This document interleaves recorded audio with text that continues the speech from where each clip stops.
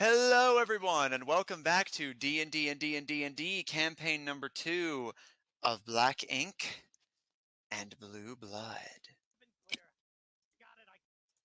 When we last left off,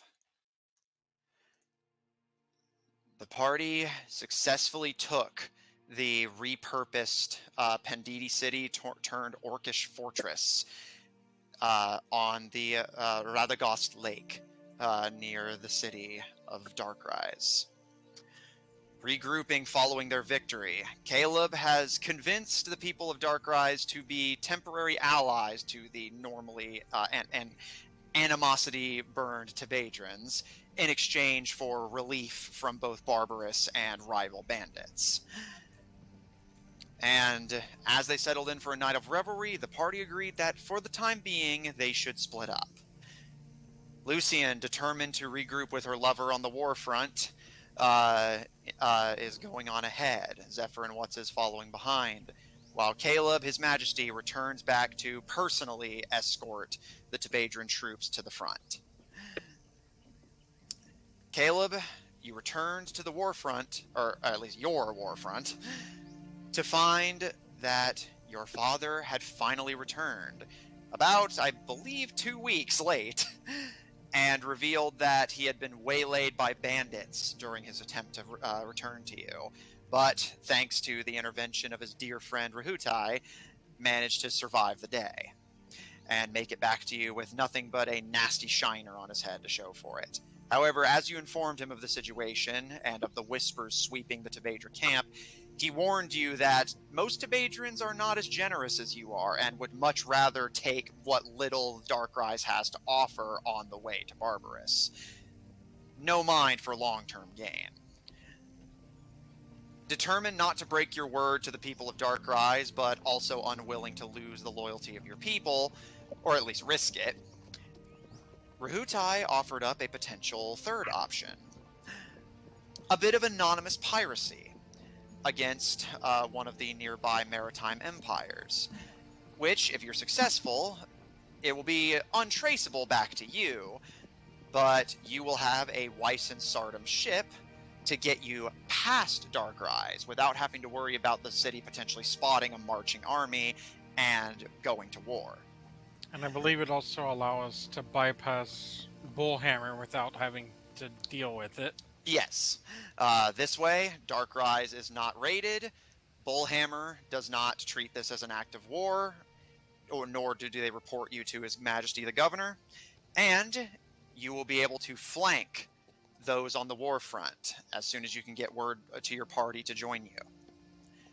While you were doing that, the party marched ahead and crossed the narrow flooding peninsula out of the Frappe jungle and out into the Badlands of what was once the center heart of the Kingdom of Pendidi.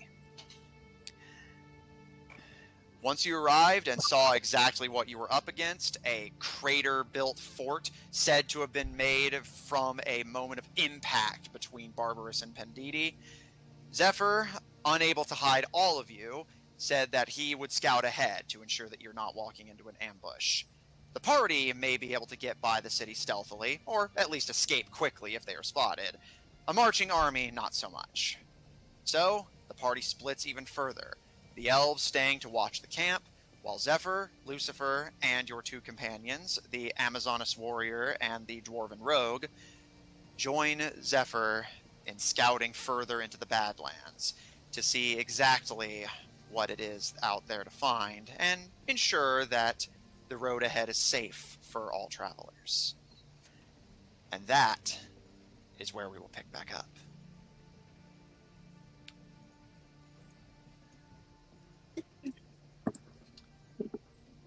Zephyr.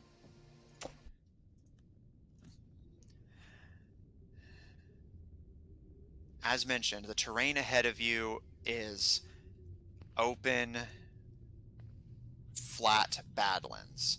The occasional hill being the only form of cover, that and the occasional bushel of thick shrubbery grass.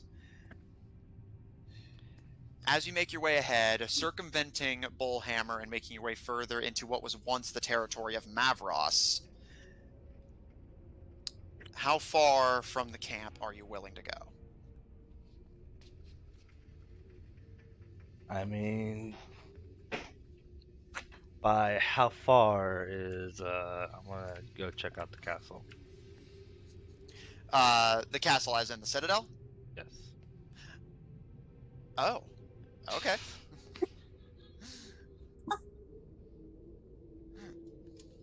Uh-oh. Oh, Is Zephyr I'm, gonna pull one of his signature? oh, that was 2 hours of prep wasted. All right. I'm fucking with you. All right. All right. Zephyr, as you pull away, you start to orbit around and curve back towards Bullhammer. Your companions watch you for a moment before Lucifer pipes up. You're going the wrong way. If we're gonna see if this route's safe, the castle, our main issue, right? He gives you a grin and a wink. Maybe. Yes. Maybe. Hamburgers. Unless you have some other information,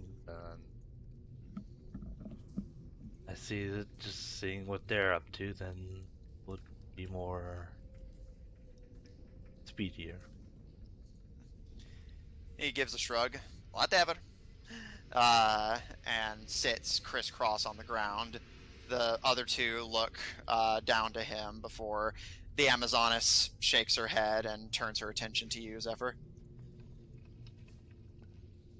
We are willing to aid you. What is it you seek in the Citadel? Just seeing what we're dealing with sounds.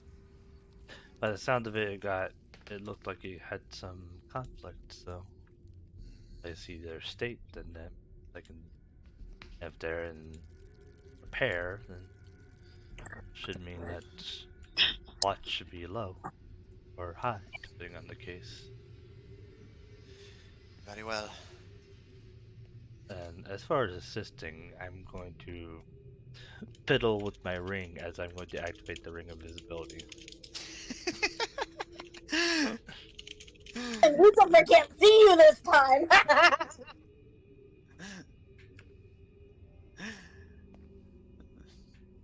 Lucifer just gives a grin as you fade from view. Autolycus puts his hands on his hips and never gonna get tired of that trick. All right, but just give us a signal if you need backup. All right. Sure. You can see Nikong kind of rolls her eyes and looks to Otto. He really is just like you. Hey, I'm not that bad anymore.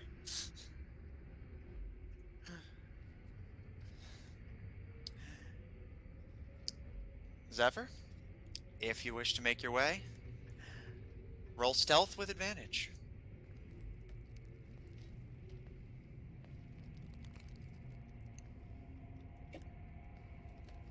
Okay. 24.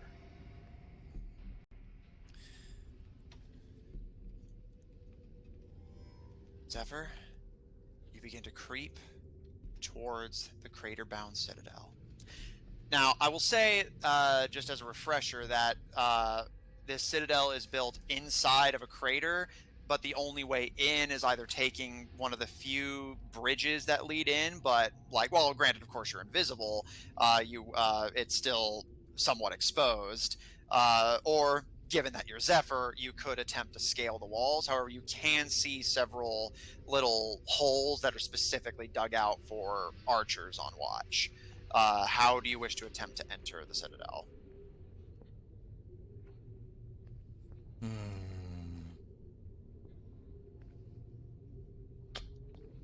Let's try the front door.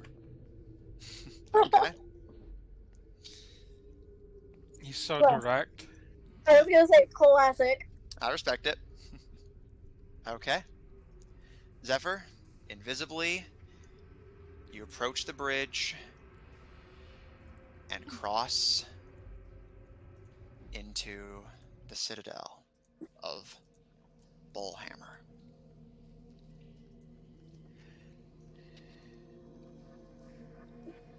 As you approach, you see that ahead of you are those large, there's the path basically dips down between this set of carved out ramparts with palisades that line the entire bridge. You could imagine an invading army being completely fucked here. A very skinny path, barely enough room for 2 people to stand shoulder to shoulder, or maybe 4 of you. And if the place was actively at war, waves of archers on all sides, pummeling you the entire way. However, lucky for you, you don't have to worry about that. You can see, however, that there are barbarous soldiers patrolling the walls. It's a rather light patrol, but a patrol nonetheless. You see that, however, these soldiers look a bit different than the ones you're used to. Whereas in Darkrise, they didn't really have a standing army, more just a militia that they could call upon in a time of invasion. And you have seen the trained human soldiers of Barbarous that typically live in the capital or inner cities. This is your first exposure to the middle ground. You can see that patrolling the walls are various non-human creatures. Orcs, mostly orcs, but you can see other creatures as well. Minotaurs, dwarves, even the occasional elf. However, you notice rather than the bleach white of the barbarous uniform, you see that these soldiers are wearing all black with red marking them, almost like a brand of the barbarous rose imprinted on their backs. Each of them wears a white mask that is the only thing of the barbarous colors they carry. A mask covering each of their heads, hiding their identities. Anonymous monsters. Each of them wields crossbows or bows, not the gunworks that the humans in the inner cities are allowed access to. On either side of the bridge, you can see the massive bull skulls, likely taken from massive minotaurs, mounted on either side of the bridge you're about to cross. On either side of you, if you go between the walls and the bridge, it's a long way down, but you can see the various holes dug into the side that act as both defensive positions and, for when the Citadel is not at active war, places for the people to simply see the outside.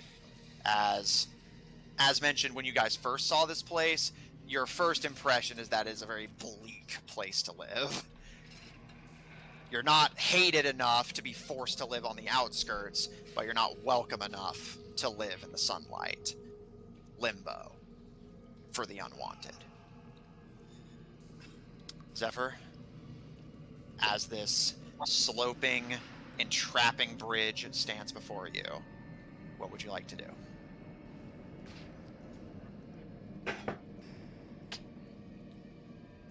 So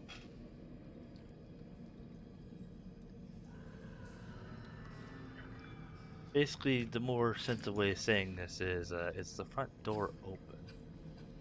Roll perception. Isn't that? Okay, 29. Yeah. Zephyr, you can see that there are quite a few guards on patrol, although that is to be expected. You can see that, no, the front door is far from open. You can see that if you cross this entire bridge, you will come to the first layer of walls of the Citadel, which leads into the actual, inhabited parts of it. And past those walls is the actual central castle of the Citadel, both of which, as far as you can tell, are locked down tight. Guards stationed on either side of the doors, and the doors looking far too heavy for you to force open quietly. Your only options, as far as you can tell, would be to either... even if you climb down. Your only option, as far as you can see, would be to either climb the walls or climb down and get inside one of those little holes and potentially find a way in from there, but of course, if you get caught, your back is to the wall. Or, of course, if you can fly, but nobody here can fly.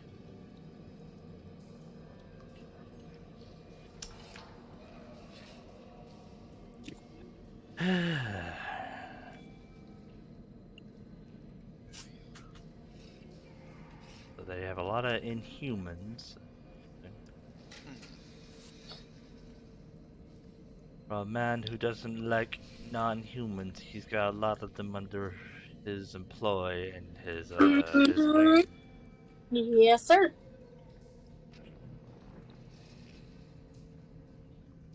But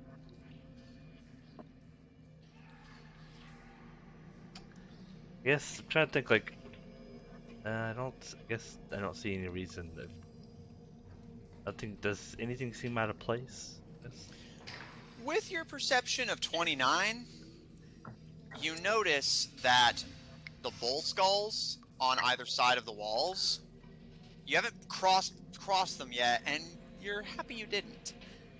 You almost missed it, but inside the eye sockets of both sides of the bull are flickering arcane runes. Oh. Red, like the barbarous rose. Mm-hmm. You notice, by the way, that it's the same symbol that's on each of the orcs' masks. Oh. And these runes are on who now? They are blazing with arcane light inside the eye sockets of each of the bull skulls that are mounted on the walls. Okay. And the same symbol is painted on the mask of all of the Inhumans that live in the Citadel. Oh, I just got like a Blackout Club vibes.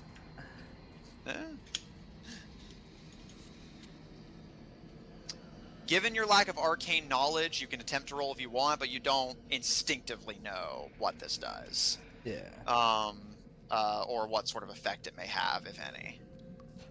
All you know is that a mysterious arcane rune gleams in the skulls, and the guards all wear a similar symbol.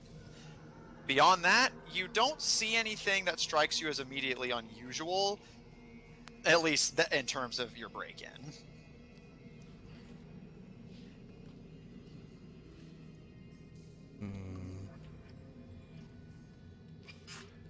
Of course, I can make my own assumptions. I just assume it's some sort of like detection magic, you know, alarms and all that.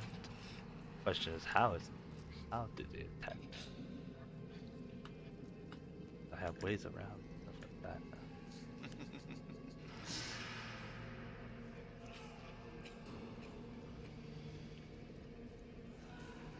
If I had my necklace, I would go with, but alright. I think I've scouted enough on this area, so I will head away. Okay. Returning to your scouting party. They, of course, do not react to your arrival. You can see Lucifer has his eye out of its socket and is, like, spitting on it and trying to wipe it down as if that's going to fix it. Right. Autolycus is idly twirling a dagger between his fingers as he lays back against a bush, and Nikong just stares at the Citadel with sharp eyes, as if she's waiting for you to make a mistake and get caught so that she can rush in. Her fingers tap impatiently at the hilt of her broadsword. I will go on and visit. Nikong just smirks at you. Autolycus gives a visible jolt and, like, rolls in the bush, kind of swearing in Dwarvish. Lucifer, for his part, gives a final and, like, wipes his eye on his shirt before popping it back into its socket and shaking his head to rattle it back into place. You can see it still spins somewhat erratically, but is at least semi-focusing. It just kind of drifts occasionally. And he gives you a smirk as he catches you. Welcome back.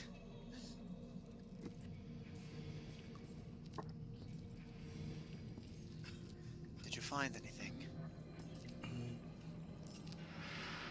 I mean, besides the fact that this so-called, besides the fact that this, I guess, human lover has a lot of demi-human or non-human. But Lucifer gives you a smirk. You, of course, would know that he has had by far the most exposure to Barbarous out of any of you. You noticed that, did you? Makes sense when you think about it. He gestures around you. Anyone comes after him, they have to get through the undesirables first.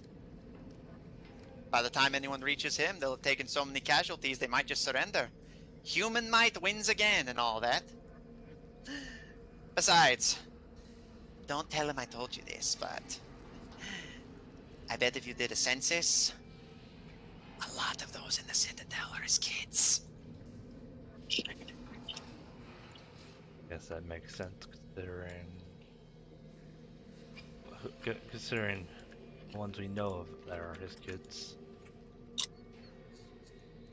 Lucifer gives you a smirk while Nikong has a visibly disgusted expression, as does Autolycus as he picks himself out of the bush and spits at the ground. Who'd have thought they'd bring Prima Nocta all the way over here? But they just seem like they're nothing really much different, so I'm curious what their protect their little citadel, some sort of arcane. I don't know magic myself, so. The two travelers kind of give somewhat guilty expressions. We are not exactly fluid in the arcane ourselves. But Cersei is. If we can find her, she might know what's up. I'm just pulling teeth. I can take a look if you want. Man, that's, I wish you could see the expression on my face. if you want, that's up to you. It seemed like some sort of, there are two skulls with runes, and then everyone had masks. White masks. Oh, I didn't think he'd actually use them. So you know. Yeah. Hubby Dearest made them for him. Oh my god, I'm gonna throw up.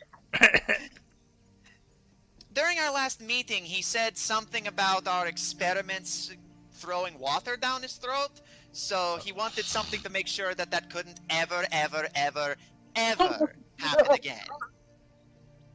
Okay. But... oh, honey, that's the least of your problems. So, does that mean it's sort of, I guess, a sort of anti-magic thing? He snaps his fingers and shoots you finger guns.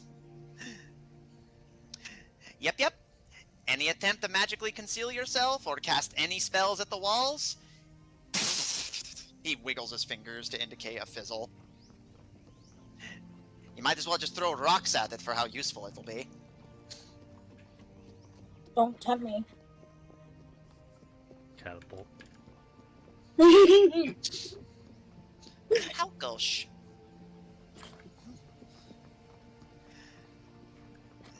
I guess that's good, because that would have removed, I guess, this effect. That, you know. Good to know next time if I ever try for it again. He gives a shrug. Do what you want. We're pretty much done with him anyway. Seems like y'all are done with a lot of people.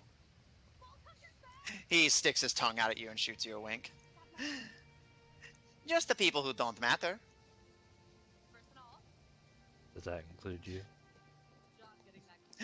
Hardly. I'm in the inner circle. I matter. I'm an Alephik here.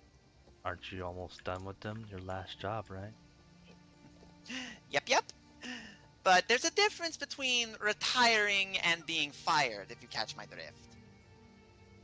I mean, there. I don't know if I've said it before, but I trust this elf about as far as I can throw him. I trust him even less than that. I can throw him quite far if I wish. I love her.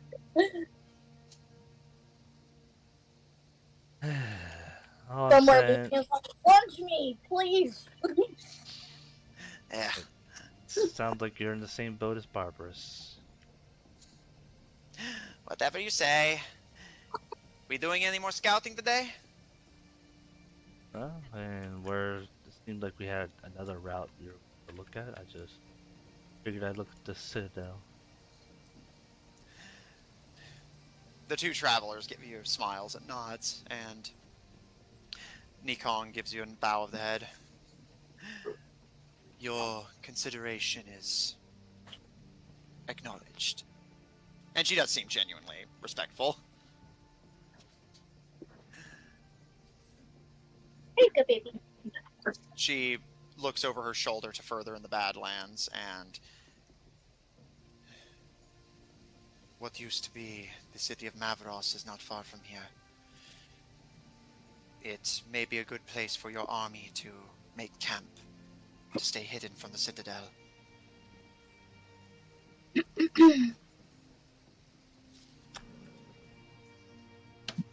Yeah. For how long that lasts, but let's continue on our journey. Anyone ever tell you you're a fucking downer?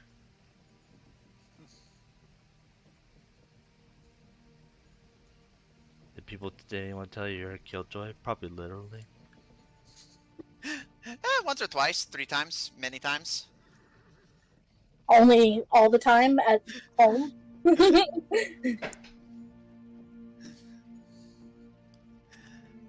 Nikon kind of furrows her brow in irritation, but nods her head to you, Zephyr. Come. Our lands have long been abandoned.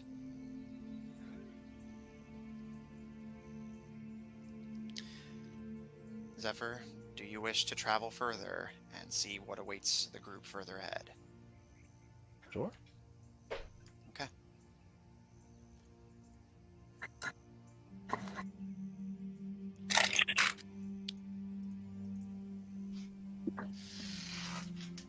Zephyr, as you make your way forward, by the time night has fallen, so at this point the others are beginning to set up camp and go to sleep. By the time night falls, you see the Badlands are finally broken up by something. Actual landmarks out here for once. Although it's hardly a noteworthy addition. Abandoned is putting it mildly. You can see that ahead of you is what appears to have once been a farmland. You can see a barn, a silo, paddocks where animals would have once been contained, all of which has been burned and fallen into disrepair and ruin. You can see scattered across the Badlands are bits and pieces of stone, which or not stone, but like more of that ivory substance. And initially you just chalk it up to like just little bits of old fortification. However, you see it has a lot of structure to it. And as you get closer to this farmhouse, you see that one of the stones takes the shape of a giant hand with a spear gripped inside. It appears this was once a statue that the people of Barbarous destroyed during the invasion. I bet I know. On the edge of the farmland, you can see a very odd-looking structure. It's a pyramid, very similar to the one you saw out on the lake. In fact, it appears to be an almost identical design with one notable difference. You notice that it is not a pyramid as in just triangular going up with a surrounding layer of labyrinth. Instead, what you see is this very odd, it's almost like a rhombus. This ivory rhombus sticking out of the ground, supported by its width with wooden supports, or at least they appear to be wooden, that stake into the ground. Unlike everything else, you notice this has not been burned, nor has it been destroyed. And on closer examination, Zephyr, you can see that the reason this does not have a town surrounding it like the previous temple did is because it doesn't need one. Instead, the town is built on it.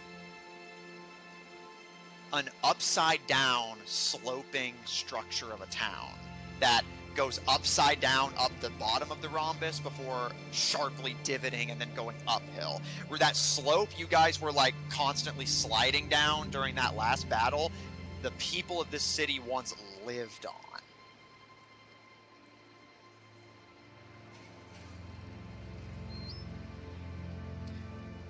As you see all of this before, you can see Mekong has a deep, thoughtful, almost mournful expression on her face. Otto pats her muscular leg and respectfully keeps quiet and stares out at the devastation. Lucifer, for his part, is staring at the temple with a wicked gleam in his eyes and glances to you as he sees you looking at him and shoots you a wink and does a very quiet shh motion.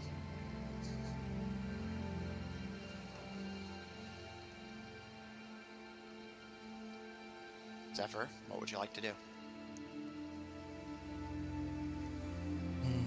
I guess I will do the job of scouting and look around, see if there's anything to worry about.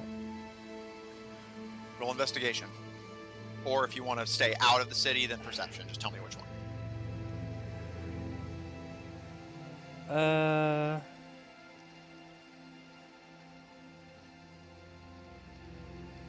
Well, what is the other group, or the others are thinking? Do you wish to ask them, or just see what they do? Or see what they do. Zephyr, you pause and watch the others for a moment, and Mekong begins to take a few tentative steps towards the city. Autolycus gives you a nod. We'll be a minute.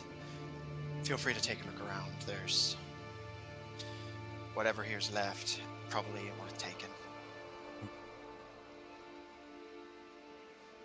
Lucifer watches them go, and once they reach the first paddock and are well out of earshot, he glances to you, gives you a smirk, and starts making his way towards the temple.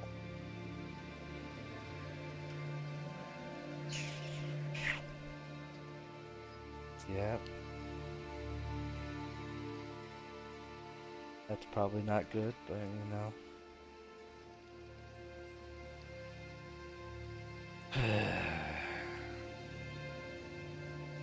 Guess I'll accompany Lucifer. Alright. Zephyr, following behind the necromancer, he pauses as he notices you approach and slows down enough to let you catch up before continuing to walk. And he's silent for almost a solid minute as you circle around the outskirts of Mavros towards the temple before speaking up. You going to try and stop me? What would I be stopping? He just gives you a smile.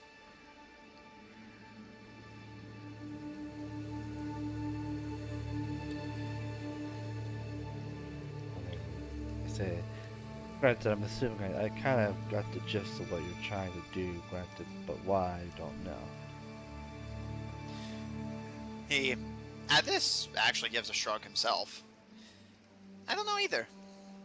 But orders are orders.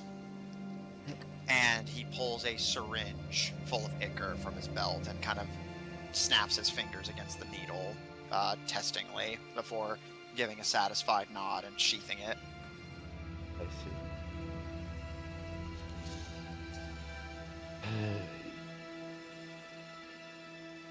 Yeah, and after this, It would be exactly like Barbarous.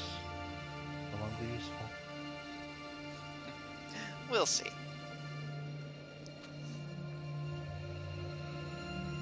But a deal's a deal. Or, well, what you don't know won't hurt you. He gives you a smile and claps his hands together before looking at you, seeming almost eager in his own way. Do you want to watch? What would I be watching? He just gives you a smile and doesn't answer.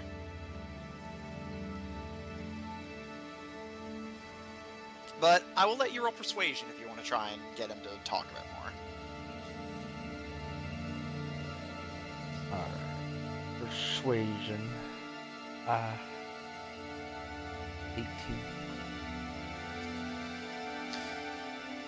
He kind of stares at you for a moment before kind of flipping his head side to side in thought before. I can't tell you the details. It's work stuff. You get it. But as much as we don't have much use for him, Barbarous is very useful at keeping you assholes busy. So we're going to give him a little help. Mm-hmm. We'd have him do it himself, but every bit of ichor we've sent him, he just sits on it like a fucking dragon. Says he wants to save it for his grand master plan. He waves his hands sarcastically, seeming to doubt that it is any of those things.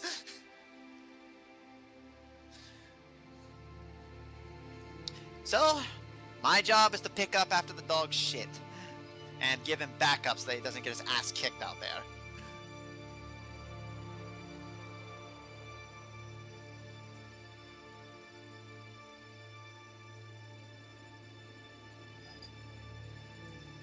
So, what's it gonna be, Zeph? At this point, you guys are getting close to the temple. You gonna be a big hero? Stop me from raising the dead? Or, he gives you a smile and looks to you out of his glass eye. Are you gonna be a Tabedran? And what bounces off you, sticks on your friends.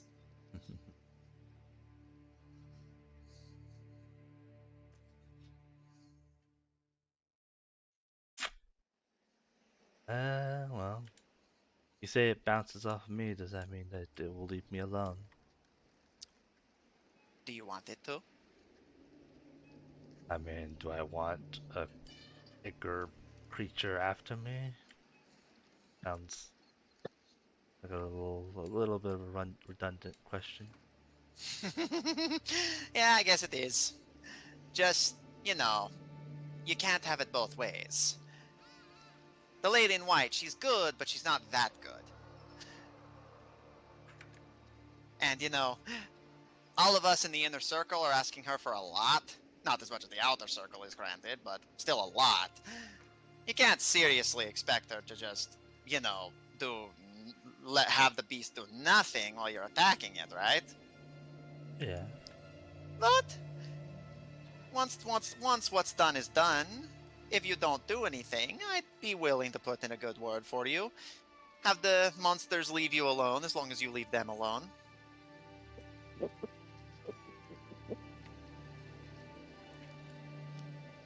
Does sound like a tempting offer. I've been told I'm a tempting man. Oh, He gross. blows you a kiss.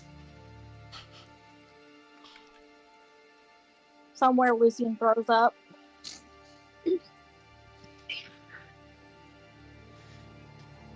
And at this point, you approach the door. So what's it gonna be? Well, sounds like you know the way, so lead the way. He gives you a smirk. And I'll say, Zephyr, are you lying? Lying about what, though? Do you plan to intervene? I have not said one way or the other. Roll deception with advantage. Alright.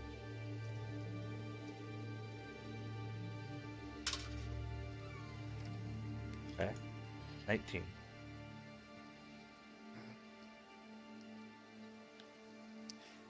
Lucifer kind of stares at you for a second before giving you a smirk and a nod. All right. And as he approaches the door, you take your first look at it. You can see that, as mentioned, it is wood supporting this structure, but now that you're looking at it closely, you can definitely confirm what you thought. It is not plain wood. It's this black, lacquered wood. Almost like it looks like the barbarous people tried to burn it, but didn't succeed for some reason. And you can see that running up each of the pillars are intricate sigils and runes of gold. Similar to the others, you cannot read the script. However, this doesn't strike you as arcane either. Whatever it is outside of that. And you can see on the door, there is no lock, nor is there any kind of knocker. Instead, binding the two black lacquered doors is an odd little orb. Pure black with gold patterns on it. You can see various holes between each pattern that some have little small, like, steel-looking pipes sticking out of them, and others simply go in and out of sight. Lucifer kind of examines it, seeming almost kind of bored, and kind of looks to you with a playful smile. Yeah, you like puzzles, don't you? Can't say that I do. Yeah, that's fair.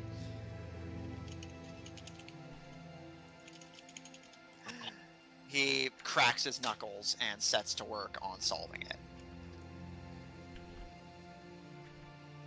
You can see every time he hits one of the sigil patterns, it spins in place. You notice now that it's divided horizontally.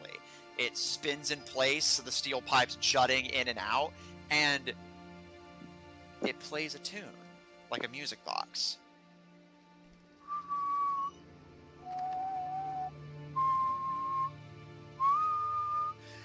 This slow, mournful tune. It sounds like it's being played on a very small organ. Not that bassy, echoey of a church organ, but this small, almost polite bellowing. Like something in between a church organ and a music box. Before finally he hits a final button and it whirls in place before all of the holes jut out with pipes. And you hear a bell echo inside of the temple. The door opens, and Lucifer shoots you a smirk, seeming proud of himself for solving it. Alright, this next part's gonna get weird. Oh. Should I be worried? No. Actually, no, I've seen you, you might not even know the difference. And as the doors open, you notice that they do open inwards, but Lucifer does not approach them. Instead, he approaches the wall and kind of traces the ivory pathing of the upside-down city before kind of rolling his shoulders and lifting up a foot. And you watch as he almost kind of floats in place before his feet find purchase on the upside-down streetway. His cloak, you notice, does not float above him. It's as if gravity is now pulling him up. And he gives you an upside-down smile and waves his head back and forth playfully in front of you. See? Like I said, you probably won't even notice. Yeah, I have done that a couple times myself. You're so weird, as his eye whirls in its socket. Guess he'll try to do the same thing, lift his, try to walk on the wall.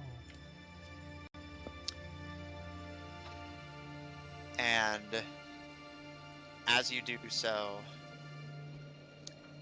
similarly to Lucifer, the moment you raise a leg with the intent of taking a step on the path, you feel this twisting in your stomach as your sense of gravity shifts, and you're now upside down, looking at the floor above you. Alright, I'm back. Hello.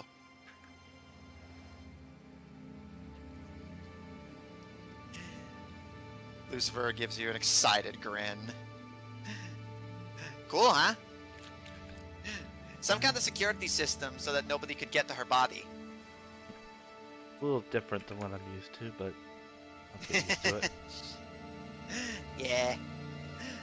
Now, if we run into any trouble, stay close to me. Seriously.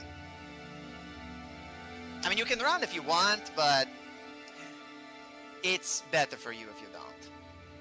Basically, I'll get lost and basically stuck here. There you go. See, you're smart. I like you. Alright, then lead the way. Oh, fearless guide. There's a couple things I'm scared of. Oh?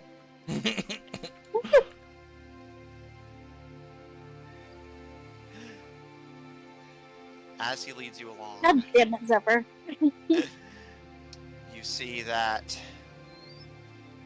the town structure itself, now that your vision is adjusting to being upside down, other than the oddity of having the ground above your head, the town structure is very similar to the one you saw before, with the only addendum being that since they were not beholden to traditional gravity, they built much higher than most buildings of the time would have been constructed. You can see towering buildings around you that easily go up for 6, 7 stories of winding, interconnected stairs, arches, and passageways. Indeed, very astute, Zephyr. It would be very easy to get lost here if you did not know where you were going. With the ground above you and nowhere to go, if you don't know how to get back to that orb and return back to your normal gravity, there is no way out. Even the door, Lucifer seemed to avoid it. You have no idea where that leads.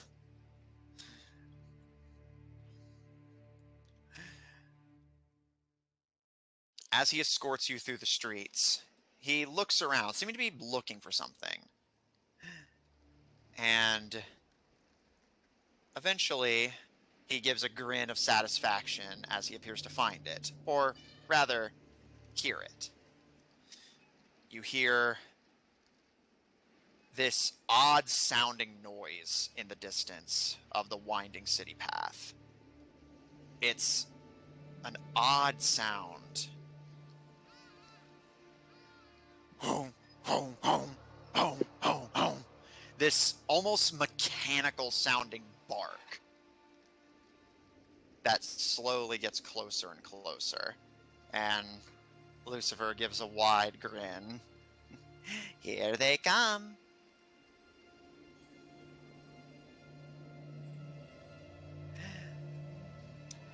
You have any food on you? I don't think I have a whole lot of food. He gives you kind of a raised eyebrow, and you hear the sound getting closer and the barking get more aggressive.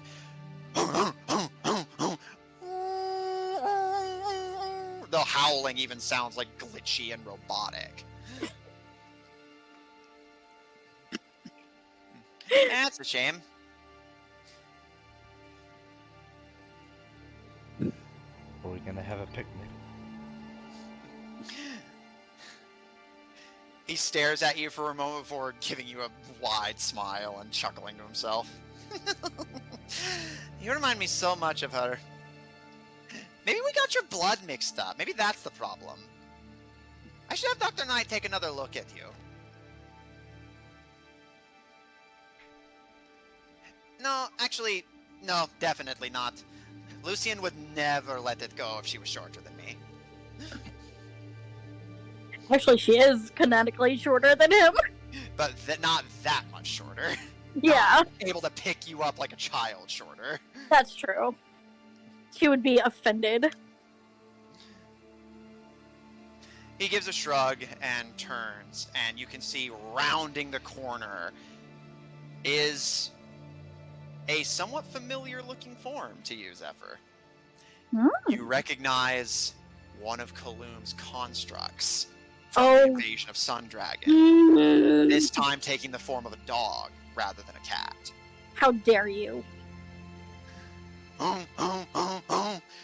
Two of them round the corner and begin sprinting on all mechanical legs down the street. Lucifer gives a wide grin. Sure you don't have any food? Yeah.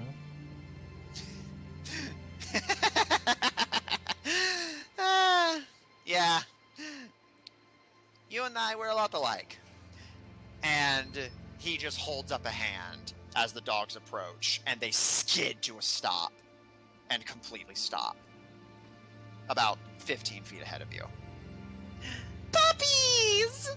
He skips that's what I thought. merrily and pets their heads. One of them gives this very odd, like staticky,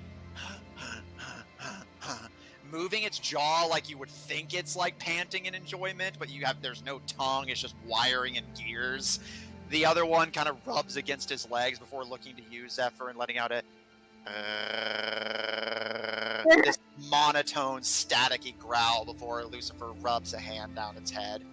It's okay. He's one of us. Sort of, but more like you guys. We made him, and he follows directions, and that's even better. And he rubs their cheeks affectionately.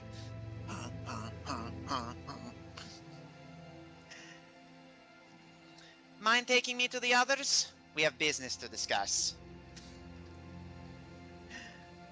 The dogs sit up excitedly and turn and begin trotting down the street, and Lucifer turns to you with a grin. Coming? Do I have a choice? Not anymore. Zephyr will follow along. And as he passes you by,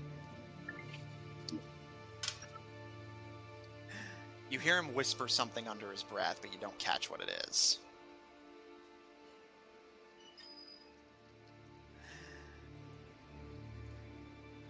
I have a feat for that.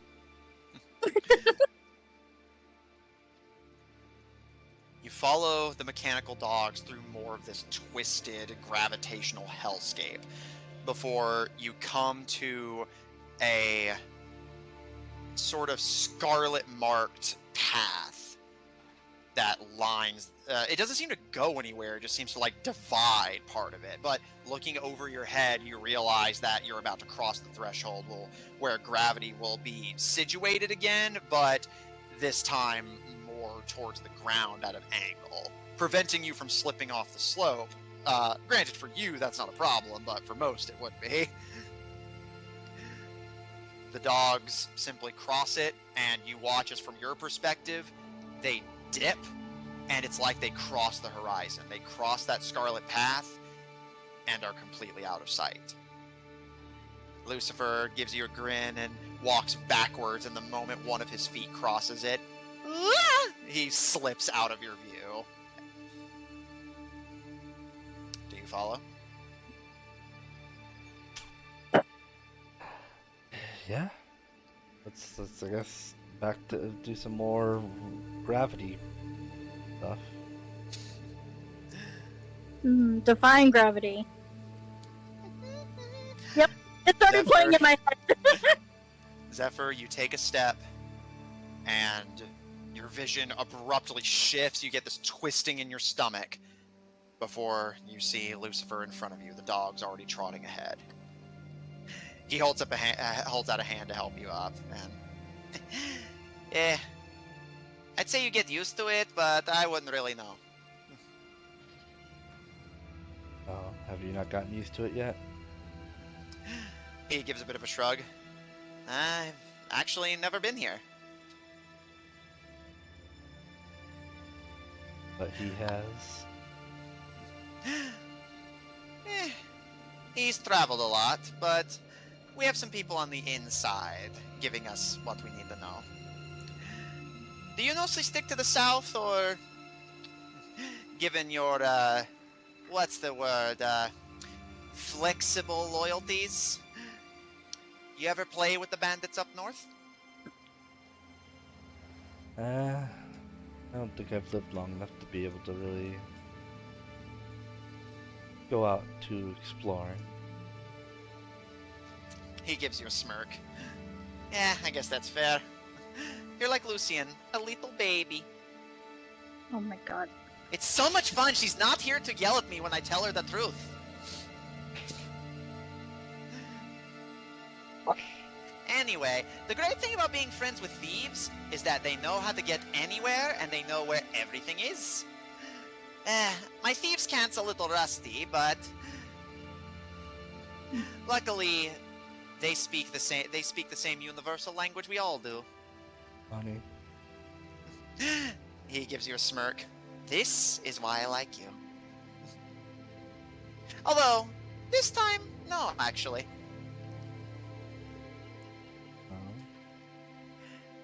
Guessing the only other thing I could see would be survival. He gives you a wide, sinister smile and claps his hands delightedly with a little skip in his step. That's right! You'd be surprised what deals you'll take when the alternative is death. Or undeath. Yeah, see, this is why you're my twin. He whirls and skips playfully, even doing a cartwheel at one point, seeming to enjoy the sensation of unusual gravity as you approach the peak of the pyramid. Zephyr, is there anything you'd like to do on the way before you reach whatever it is these dogs are leading you to? Anything that I haven't already mentioned? No. Okay. Which, yeah, you did, for the record, easily. Like, Jesus fuck, dude.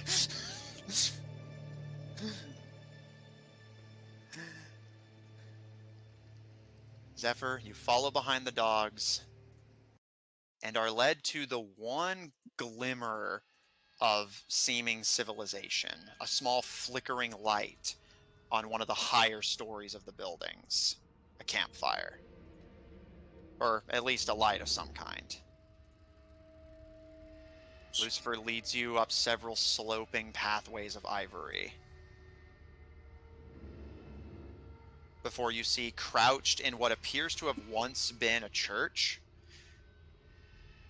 you see huddled around a lantern, sitting on what appear to be various sacks and crates of just various odds and ends, are three figures. Whether they're familiar to you or not, I'll leave to a potential history check, but I will describe them for your benefit. You see the dogs are approaching three figures gathered around a lantern. The first is an elvish woman.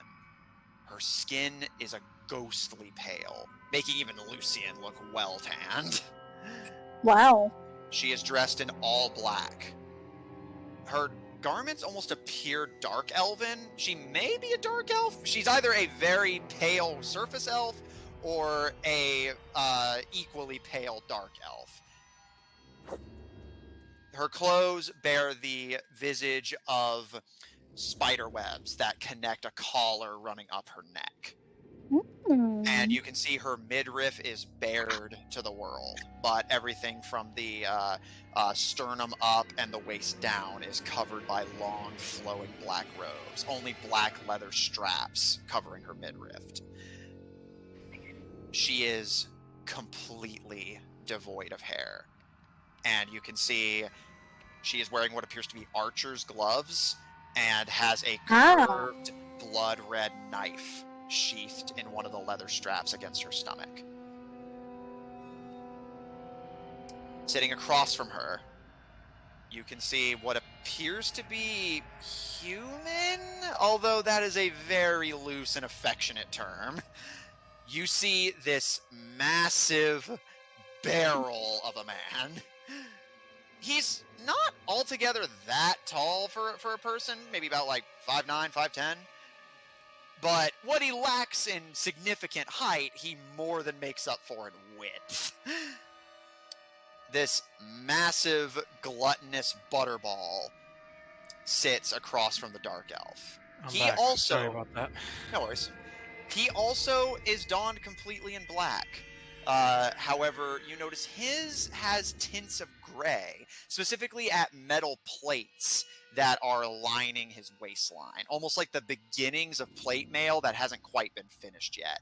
And his stomach is completely exposed to the world, almost displaying it with pride. And it appears that, Zephyr, the tempting thought that likely just ran through your head, you are likely not the first to think it. You can see he has several scars of stab wounds he took to the stomach, but it appears he lived to tell the tale. His head is also completely bald, but you see that his eyes are covered in dark lensed glasses. Potentially he's blind, or either that or just an aesthetic choice. And finally, the third figure. You think he's human, but it's, again, hard to tell.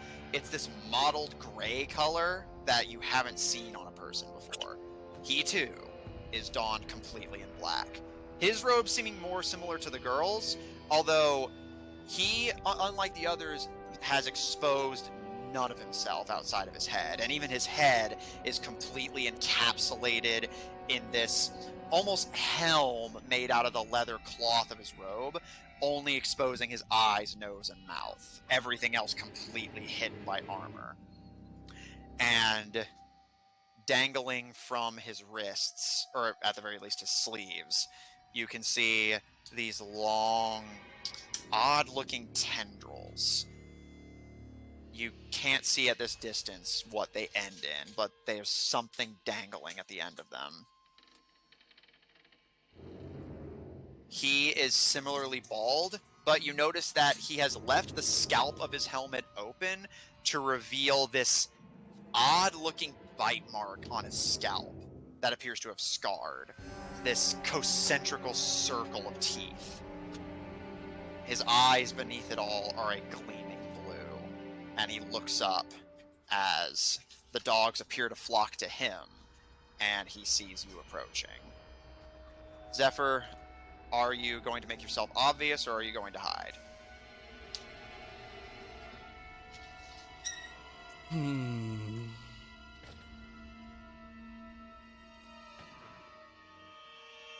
I guess I'll hide, see what Lucifer does.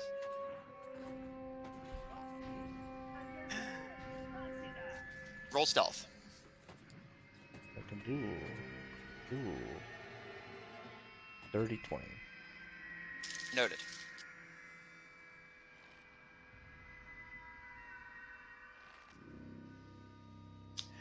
Zephyr, as you quietly hide behind one of the church pillars, you look to the other side and see Lucifer, for his part, just happily. You can see his arms are positioned as if his scythe is to hand, but you do not see it anywhere to bear. But he walks between two of the archways and gives a happy wave at the three figures. Hey guys! Been a while. The gluttonous-looking one pipes up first. You better have a good reason for calling us out here. We've done everything you wanted. I hope you don't expect more from us. Relax, relax. We're all about to be out of here.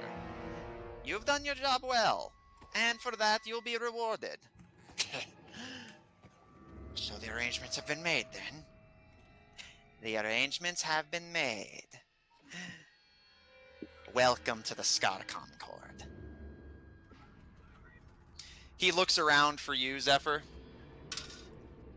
but does not appear to see you, and kind of giving a small quirk of the brow, but that being his only visible reaction to not seeing you, turns to look to them again. Did you find the sarcophagus? The man with the scarred scalp leans forward. As promised. trust. We've gotten it open, but and he runs a hand along his scalp. It cost us greatly. We took a casualty. Relax. You know what I can do. Casualties are a temporary setback when you're with us. Take me to the body. I have a surgery to do. As you wish, Lord Alephakir.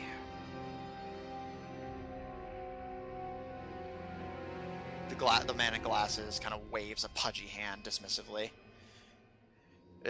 Take him. I'll gather up the goods. Lucifer kind of quirks a brow. I thought I told you not to raid the surrounding lands. We didn't. At this point, the woman finally speaks up. You said not to take from the land, not to take from those who take from it. Someone else is raiding out here? So we found. Is that a problem? No, not really. Actually, you didn't kill them all, did you? No. We simply took what they had in the night. They hardly knew we were there. Perfect. If we're lucky, they'll think the Osli did it, and one more thing between them and Barbarous. He cracks his knuckles and stretches. Alright, let's get to work. Oh, and I am expecting a friend of ours. So if you see anybody, have the dog sniff him out first. If they're cool, he's cool. If they're not cool, you know what to do. You can see the gluttonous man lick his teeth. And when you notice at this point, Zephyr, that his fingers and lips are stained red.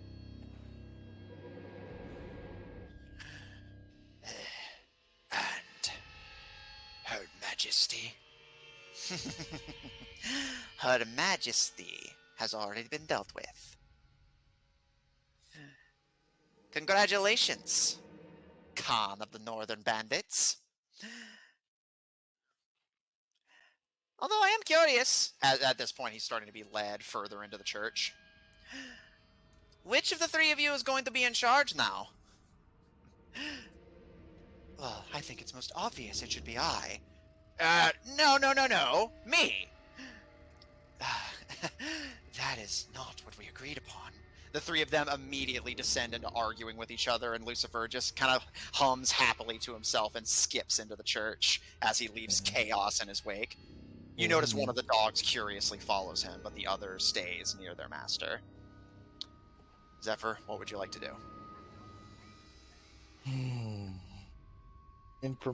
Information. Yes. Guess I will try to stealthily follow along. Roll stealth.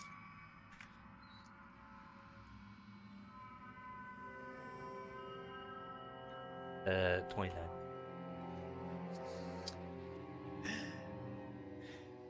Zephyr, you slip quietly into the church encampment and scuttle through the dark ivory church as the three vie for who will take control as the new Khan Minloose.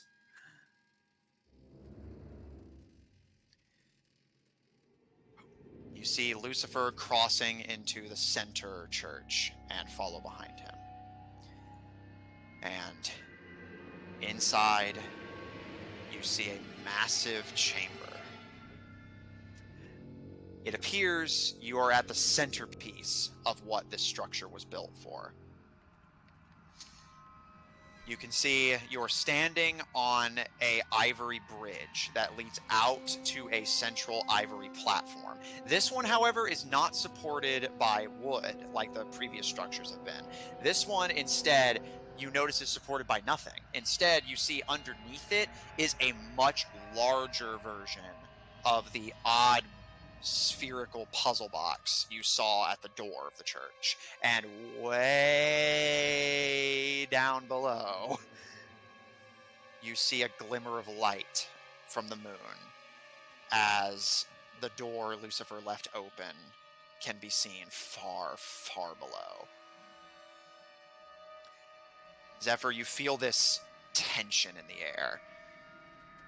Your body had been stable with the gravity of this area, but now you find yourself suddenly being pulled downwards. It's not enough to force you prone, but it is enough that you have to make a concentrated effort to stay on your feet.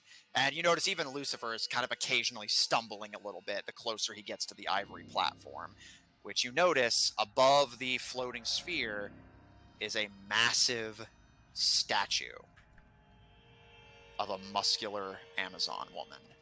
Spear in one hand, shield in the other. Long flowing hair, a glittering helmet and breastplate, and a steely expression in her eyes.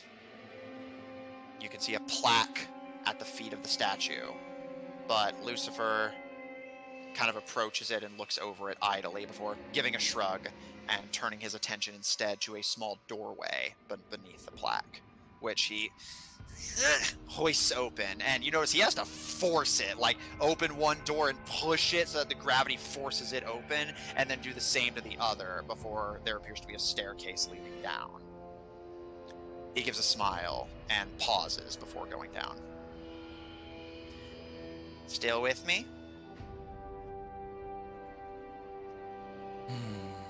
I'll admit you're good at this. I lost track of you.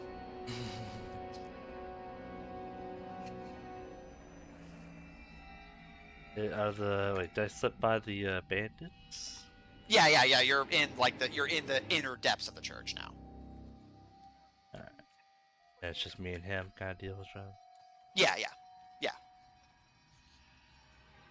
Well, you didn't say there'd be guests. To be fair, I thought I implied it.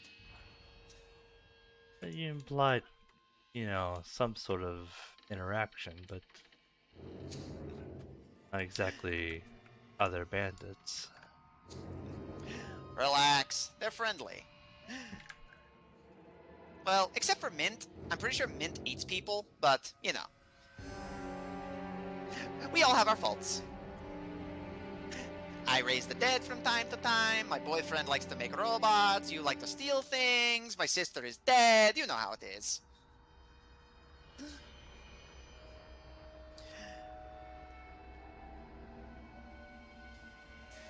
He pulls out the syringe and begins to step down the stairs.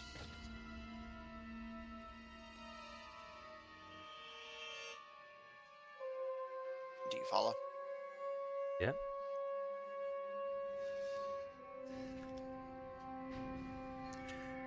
As you descend down the stairs, you see across this wide, smooth ivory and gold room that makes up the inner platform that the statue is built upon. At the end of it is a sarcophagus that has been loosely forced open to reveal the massive form of Queen Pendidi.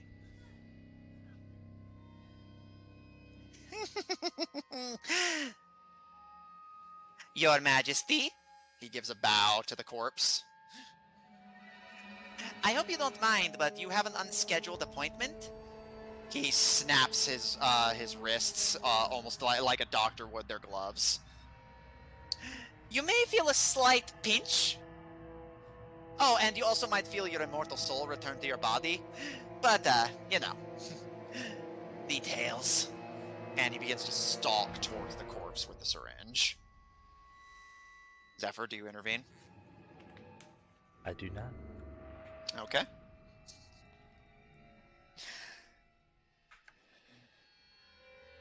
Just watching and amusement. You motherfucker.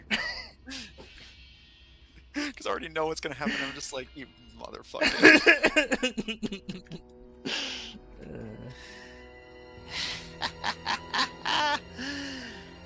Just imagine the monster we're going to make out of her, Zephyr. Look at her, she's massive!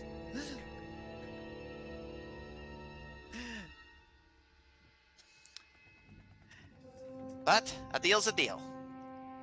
And as he approaches the corpse, he leans against one of her rotten thighs and twirls the syringe between his fingers dangerously. I'm like, I am waiting for.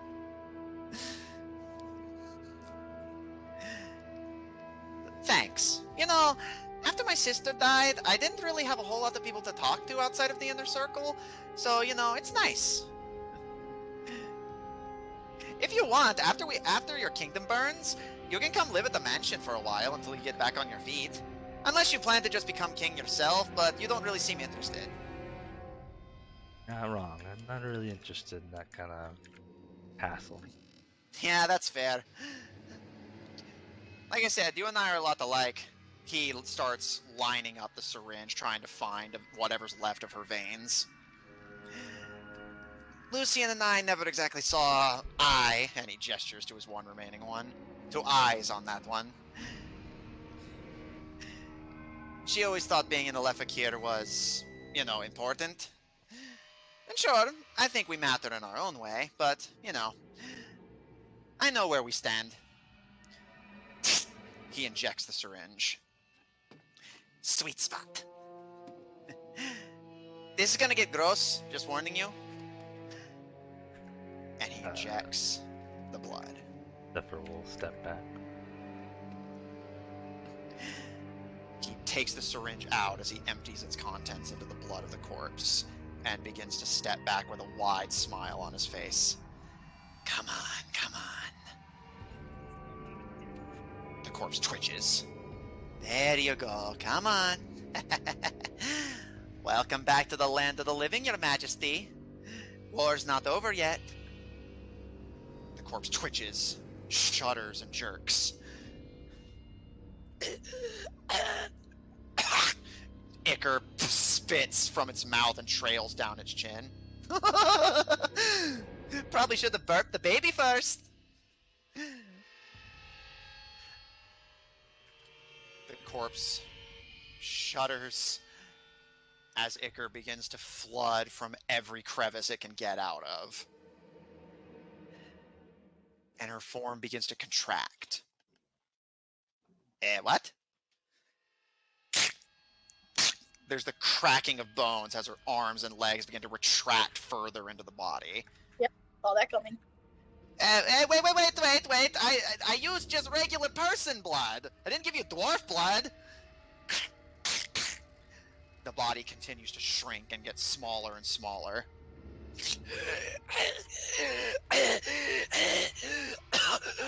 As it shrinks and shrinks and shrinks until eventually, clambering out of the sarcophagus is an unstable Icker beast between Queen Pendidi and Zephyr Tebedra. I fucking knew it! You see that... So switcheroo! Zephyr, you see that your newest Icker spawn, it has this really muscular form that is shrunken down to be about like 2 or 3 feet tall, but the head stayed proportionate to its original size. Oh, so it's just this massive head on this tiny little body. I don't know why I immediately thought, was it Scrappy from Scooby-Doo? Yes, actually, yeah, that is kind of the energy. And as it stumbles out of the sarcophagus, the head kind of makes this sickening sound as the Icker is forced out, and the body literally can't support the weight of its own head, and the head just splats against the ground and is dragged behind the body as it crawls on its knees towards Lucifer, who just kind of takes a step back, seeming kind of weirded out by it. For the first time, you have creeped out the necromancer. That wasn't supposed to happen. And what was supposed to happen?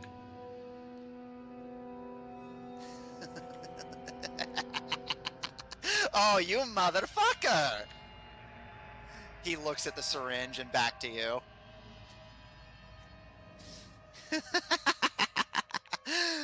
Oh, I see. And he throws the syringe over the side of the bridge. You watch as the moment it gets past the bridge level, it suddenly yanks towards the spear, and shatters against the golden frame. Oh no.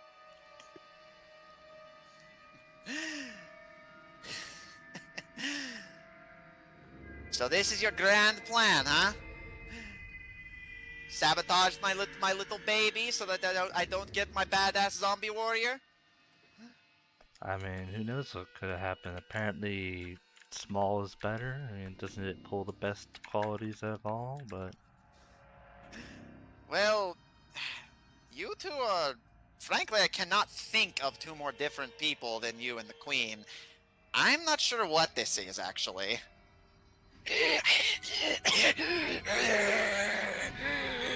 It crawls on its hands and knees, its head dragging behind it on a slowly extending neck Oh God. as it crawls towards Lucifer. What it is it's probably one of the most unstable Ichor beasts ever made because Yes, it wasn't because intended to be Zephyr- stable at all. Zephyr, while willing to stand up for family, is relatively self-centered, small, and relies on stealth and misdirection. Fused with a mighty and brave Amazon who relied on her strength and battle skill to win fights and put her life on the line for a cause she knew she would never win. Two of some of the most different people that have ever lived in Yav have now been fused together. This Ichor beast is beyond unstable.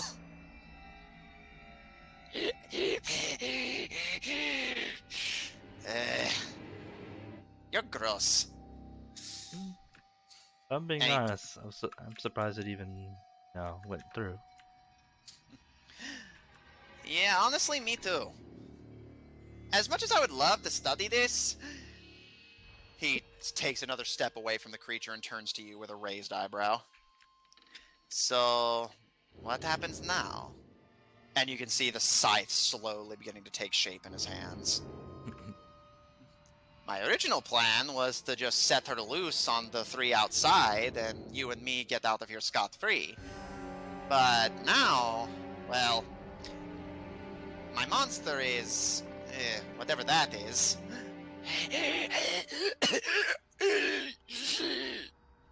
I almost feel And you're definitely not joining us, are you? I'd rather not join a group that's as fickle as yours. Oh. Moment you're not useful, you're a liability, and even if when you are useful, there's always something used against you. Remind you too much of home?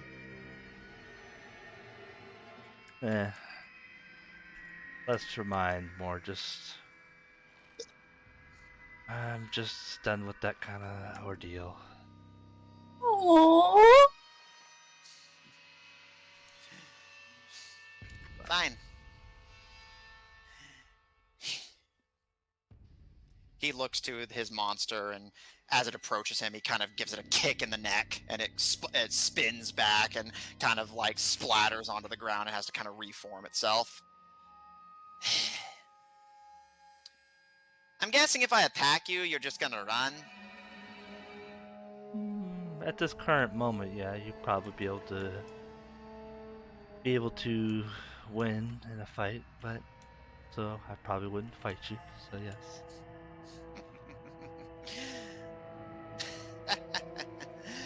You know, I don't know why Lucian hates you so much. You're so much alike. Well, if you're just gonna run, then I'm not gonna bother wasting the energy. Go. And tell Lucian, and he waggles his fingers playfully, I'll be waiting for her back home. You all can play with your new pet. And he looks at the monster and kind of scowls at it.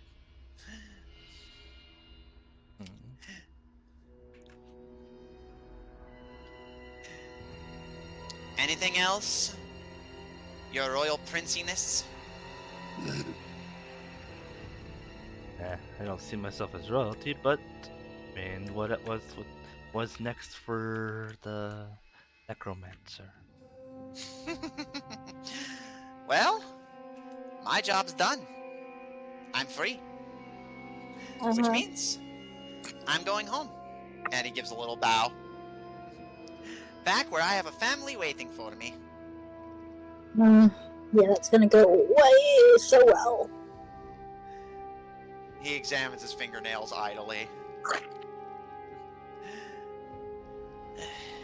I'll tell Dad that Lucian's on another one of her little rebellious powwows. He'll believe that. And, I mean, well, by the sounds of it, you can make him believe anything you want. I know. Isn't it great? He twirls the scythe and rests his hands on it. Well, off with you then. Oh, I guess you might not know the way back. Oh well. Bye-bye. He Bye. snaps his fingers and the Ichor beast raises its neck, its head still just laying on the ground behind it. You, whatever you are. I'm not very good at naming things. It's very true. Zefiti? Yeah, sure. Zefiti? Kill your father. God, I'm gonna die.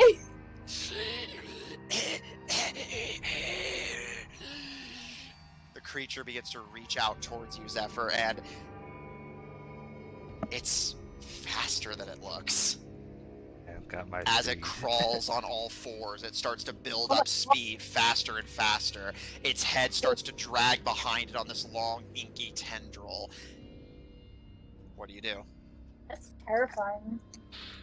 Yeah, if it has my, this is one thing that I've worried about. I'll be honest, I've worried about because Zephyr beast hard to. Yep, this is a creature that has Zephyr speed and the strength of an Amazon queen. Yikes. But I guess I will activate my boots of speed to just out.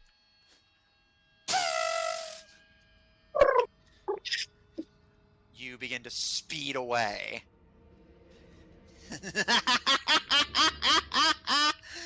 And Zephyr, as you're speeding out from under the archway, you see the three bandit lords look up from their argument in shock as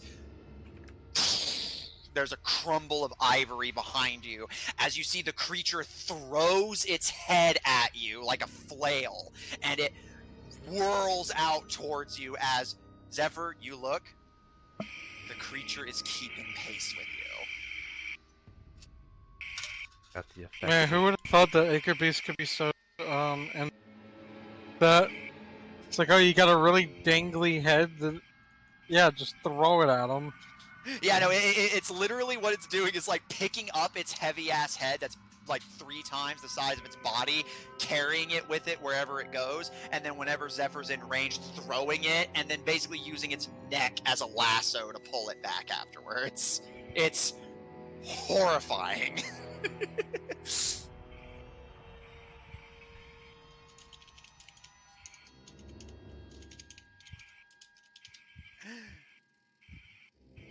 Just double checking, because I had to quickly redo some stats here. Yeah. Zephyr, does a 28 hit? Yes. What does a flailed head do? Natural 20. Does a 14 hit? No. Okay. Zephyr, the creature throws its head over the pathway, through the ceiling of the archway, and as the bandits all like scatter, you look up just in time to see the head come down, open its jaws, and bite down on you as it squishes you beneath its ichory weight.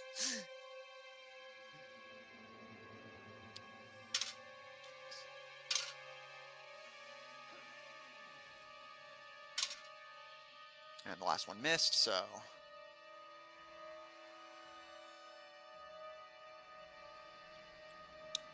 Zephyr, you take 31 slashing damage as the teeth rake into you before the head crushes you beneath its weight. And you can make out Lucifer's muffled laughter and the barking of the construct dogs as the creature begins to pull the head back towards itself. You're covered in ichor, but otherwise unharmed, other than the obvious. Yeah, other than being bit. Zephyr, I know this would be a big ask, so I understand if not. I have a backup plan if you don't. Do you recall what level you were when you got this copy of your blood? I believe I was level 14 or 13 or 14. Okay. I think it was that long ago. Yeah, just checking. As the creature pulls its head back towards itself and picks it back up, you can see the bandit lords look down to you in confusion, and the dogs start barking as Lucifer steps out of the passageway with a kind of idly bored expression. This was the friend I was talking about, but we're having a bit of a spat right now.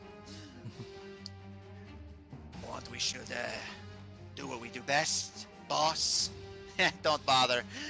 It's like trying to get the grip on ice. No, I say, let them fight. I've always wanted to say that. So, Zephyr, you finally met your match. Literally. She's stronger than you, and just as fast as you are. You can see the creature whirls its head over itself, twirling its neck like the length of a mace, before splattering it into the ground between the two of you. Walk away!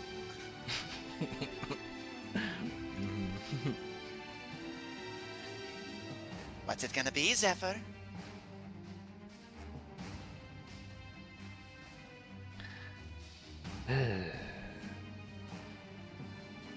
Well, let's see if they can. Let's first see if they can keep up with this. I will use my potion of speed. Okay. Use. That could work. Technically, the potion. Well, yeah, but sometimes it's been the case that they have our items as well.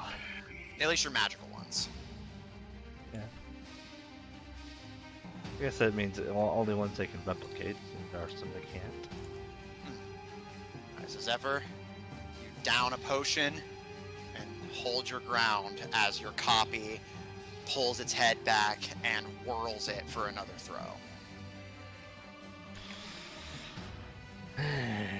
And then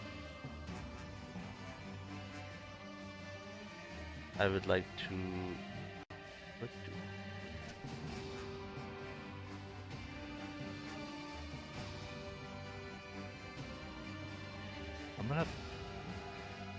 can I pour?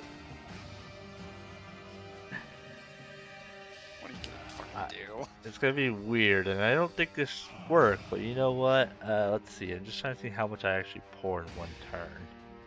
Or one action. Because, can I just, grab my alchemy jug and pour honey on it? Sure? I love the fucking uses you come up with for the fucking alchemy job. It's incredible. God, why do you have so many bags of holding? It's so such a pain in the ass going through your inventory. It's the bottom one. Thank you. All right, honey. So yeah, it's a gallon. Okay. Yeah, up to 2 gallons a minute, so you can get the entire bit of honey out. So what are you hoping? What are you trying to accomplish here? To slow it down. Honey can be sticky, right? Yeah, you know what? That's creative. I'll allow it. You pour honey on the ground between the two of you, and the creature kind of looks down.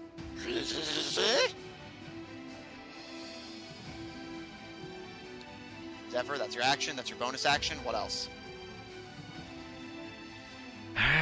And And then I guess I'll use my haste action to just like skedaddle. Okay. So I just realized he's very lucky. Lucifer's very lucky. Huh? Loser's very lucky. What? Sorry, you cut out. He's really lucky that this creature considered Zephyr its creator and not the one who actually injected it. Or Lucian, the creator. No, Lucifer. I know. It's like, I'm he talking as clear as day. I know. I was like anyway. It sounds like he thinks that I'm not the creator. Either way. No, I'm saying Lucifer is lucky that because he said to kill your Father. creator or father. Yeah, so he's lucky the creature considered I its see. source the father and not the one who actually physically created it. Mm-hmm. And Zephyr, what do you do next once you pour the honey? Like I said, I'm gonna use my haste action and just skedaddle. All right. How fast can you go? With just one action, let's see, 90. Hold on, doing math. Yeah, no worries. I have to run some calculations on my end as well. Times 2. The ultimate race. Yeah, with just my haste action, I can only go 360. Okay.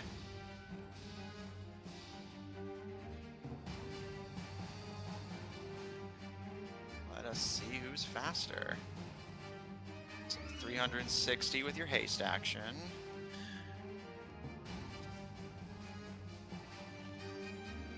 I'll be faster, but I think you might be, actually. I'm just double checking.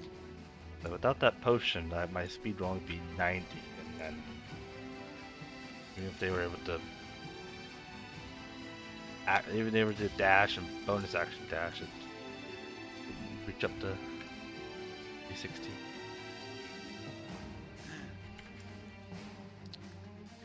Problem is, how do I get out? That is a fair question. Zephyr, roll survival as you break out into a sprint in an attempt to get away from the creature you brought into this world. That I brought into this world, sure. To be fair, it would have taken a very different form had you not intervened. I know. 14. Noted. Zephyr, you break out into a sprint, and at your speed with the haste action and the potion, you are well able to outpace the creature. However, it's not completely left behind, and the dogs are giving chase as well, as the moment you turn your back and start running, you hear Lucifer snap his fingers, and you don't see it, but with just a gesture, the creature begins dragging its head behind itself and breaks out into a slightly clumsier and slower, but no less fast Zephyr-esque sprint. However, while Zephyr, you granted do also share this trait just for different reasons, you notice that as it goes over the honey, the creature's motions become almost smoother, more careful and adept. It too is not affected by difficult terrain, although you're not sure how much of that is from you and how much of that is from the other host.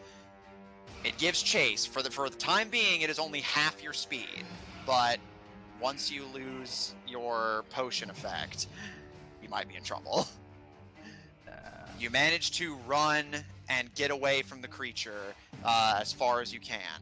However, you are completely lost in this maze of 7-story structures, interlocking roads. You're not even sure where the city starts and where it ends, and no matter where you go, you can hear that neither the creature nor the dogs have completely lost track of you. Robotic barking and coughs and gurgles being the indication that with every second you dilly-dally, the creature gets closer to you. You can only stay in one spot for 12 seconds at a time before the creature catches you.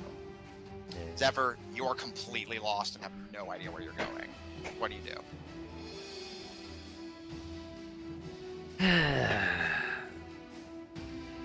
Hopefully I can get maybe one person. I'm gonna set up a hunting trap. Are you gonna fucking guerrilla warfare things. Hey, any way to slow him down? Set up a little trap real quick. Yep, you can use your action. All right. Zephyr, you lay down your hunting trap as an action. Anything else? I love this. Alright, now. History's definitely not my best suit, but can I try to recall the way back? I'll allow that. Roll history. I know I went topsy-turvy, so. Oof. 4. Ooh. Bear in mind, it's night right now, and most of this place is dark because of the black metal-esque material they're using, or the black wood, rather. You have no idea where you went, and even if you did, you ran off in a seemingly random direction. You are completely lost in this temple, and you can hear the creatures get closer. Just for my reference, is it dark for us too? Yeah, this is happening during Lucian and Caleb's rest the previous session. Oh, okay. Zephyr, for funsies though, roll me survival to see how well you hide that trap. Oh, survival. Yeah, since you're setting a hunting trap. Ooh. Natural 1. Okay. Zephyr, you see your Ichor counterpart whirl around the corner, rolling before splattering against the opposite wall. But once it sees you, it bangs its head into the ground with a almost like it's trying to crack the skull you cursed it with, before lifting it over its head. And it stops, looks down at the hunting trap, and just kicks it to the side. Before it pauses, seeming to have a thought. Horrifying for a creature in this unstable state. Oh, yikes. And it leans down and picks up the hunting trap. Oh! Before it's going to twirl both its head by the neck and the hunting trap by the length of the chain As a weapon. and throw both at you. Use as a weapon. Zephyr, make a dexterity saving throw. I am loving this right now. This is amazing. 26. Alright, Zephyr, you dodge out of the way as the hunting trap goes sailing past you, and it skids along the roadway before falling off and just plummeting down like 6 stories. You can hear a bang as it hits the bottom and breaks. And the creature lifts its head over itself. As you can see behind it, Kaloom's 2 mechanical dogs turn the corner with the creature and charge towards you. What do you do? Surprised the dogs can keep up. Yeah, they're actually not that much slower. That's a pretty... I mean, I'm making speedy creatures. Yeah, hey, they're learning, dude. Remember, Kaloom was able to learn from the previous robots. These are recent. Yeah, remember the last ones were cats. These ones are dogs. And Lucifer mentioned he's never been here, but these people seem to have been expecting him. Yeah. So what do you do, Zeph? You got your child and a child and 2 dogs that want to play with you. Aww. Yeah. I only want to play.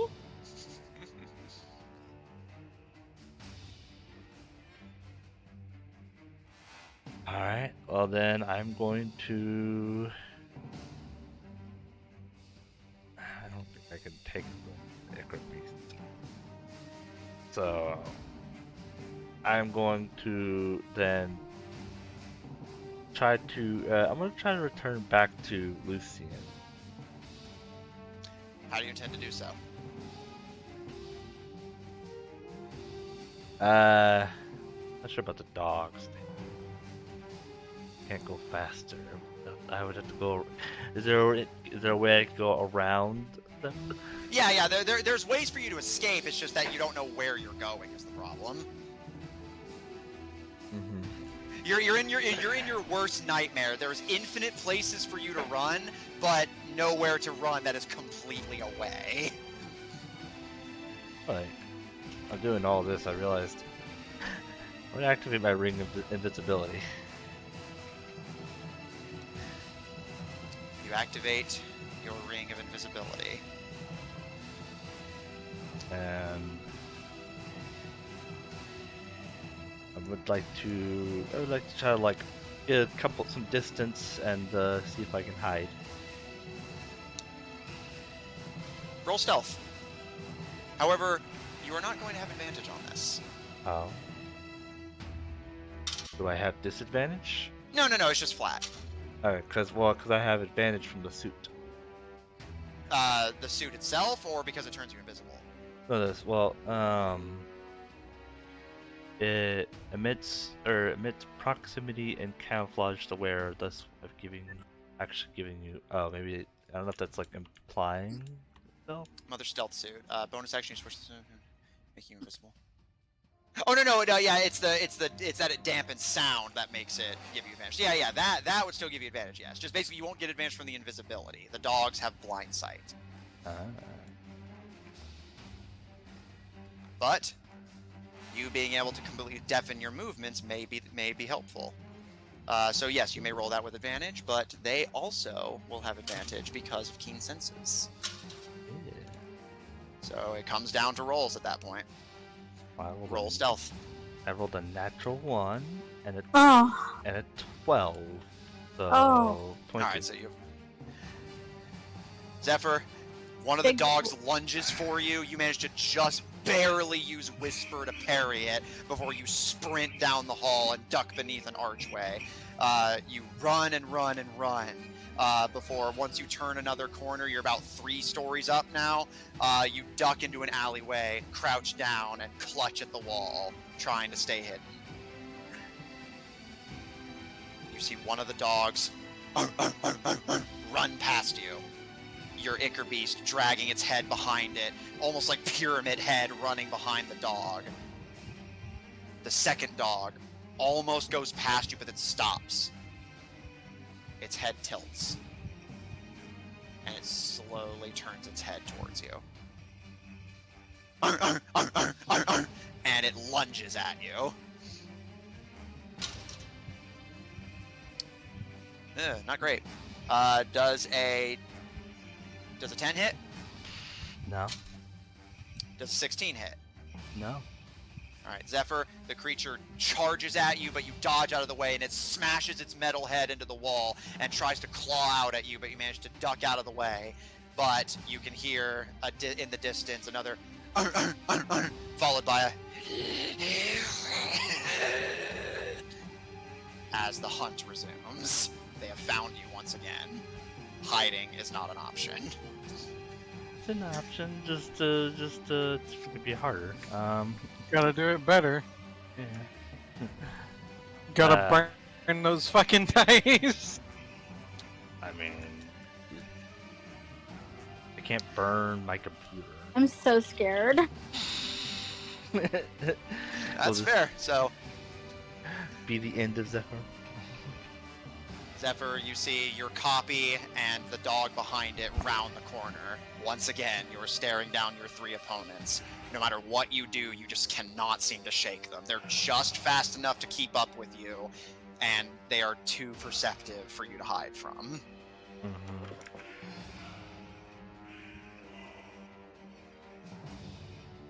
Which is why I want to go buy the... Get rid of that. Oh yeah, and do take the hunting trap out of your inventory as well, if you haven't already. I just did that. Thank you. I guess I have like to try to find Lucian. I mean, I think you mean Lucifer. Same One of the difference. twins. Alright, I'll allow that. Roll survival or history, your choice. They both suck, but I guess survival slightly suck here. Or suck less. Yeah, 14. Bad.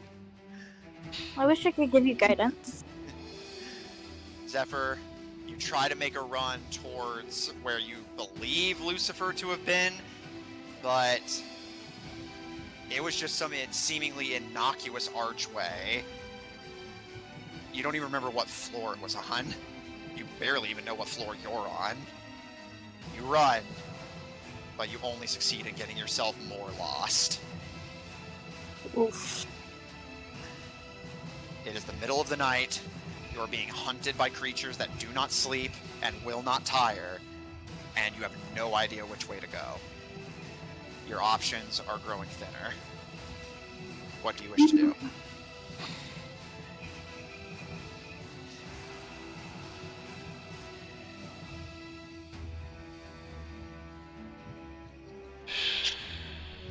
Well, I mean, I could try to get rid of the dogs.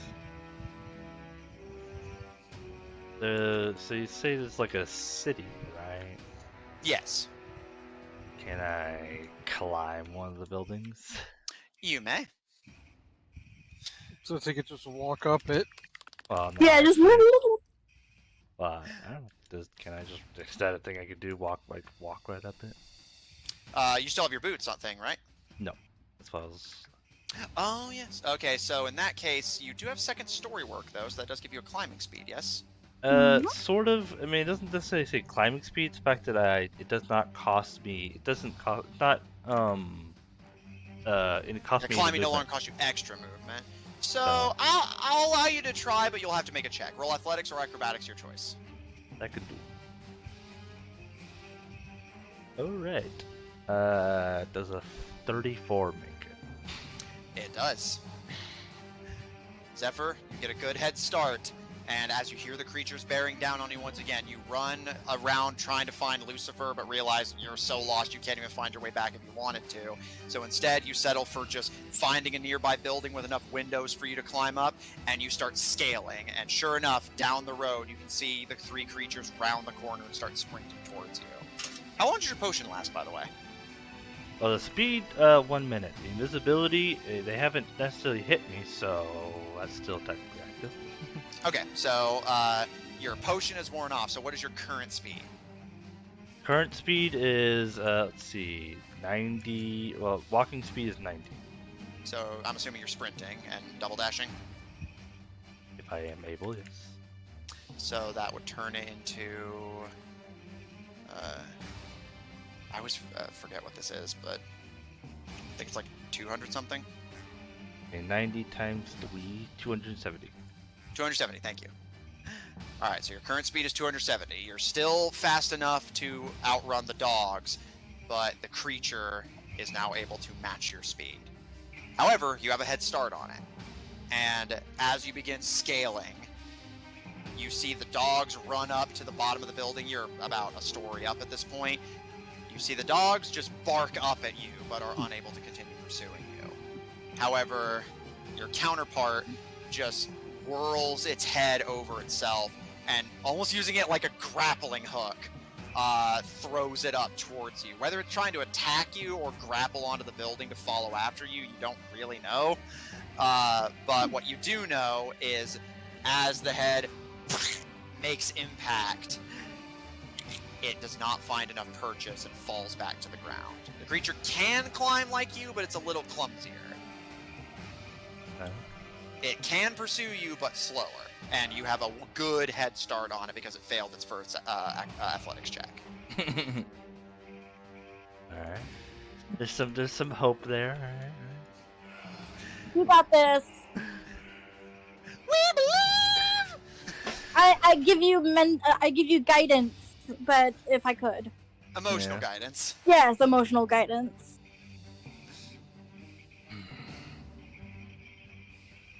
Well, Eventually, Zephyr, you're 2 stories up now. You can see the creature just dig its head into the wall using its teeth as pythons and starts attempting to scale the building that way. But you can see it's tearing its skull apart every step of the way. It's replicating your movements, but again, it was built to be very strong, and while it shares a bit of your dexterity, you've gotten a bit more practice and a bit lither since you got this blood sample. The creature is a few steps behind you in the rogue department. As long as you can avoid it, you seem to have the advantage on dexterity. But yeah. you can't run forever. I can certainly try. What are you gonna do? So you're about 2 stories up. You got a good head start on it. It has not made any progress getting up towards you. As I'm still invisible, I would like to try to I would like to try to see if I can shimmy off to the side, and then I guess you said that there's windows, right? Yeah, like these are all. This was once a city. It's just like weirdly made because of the gravity thing. Yeah.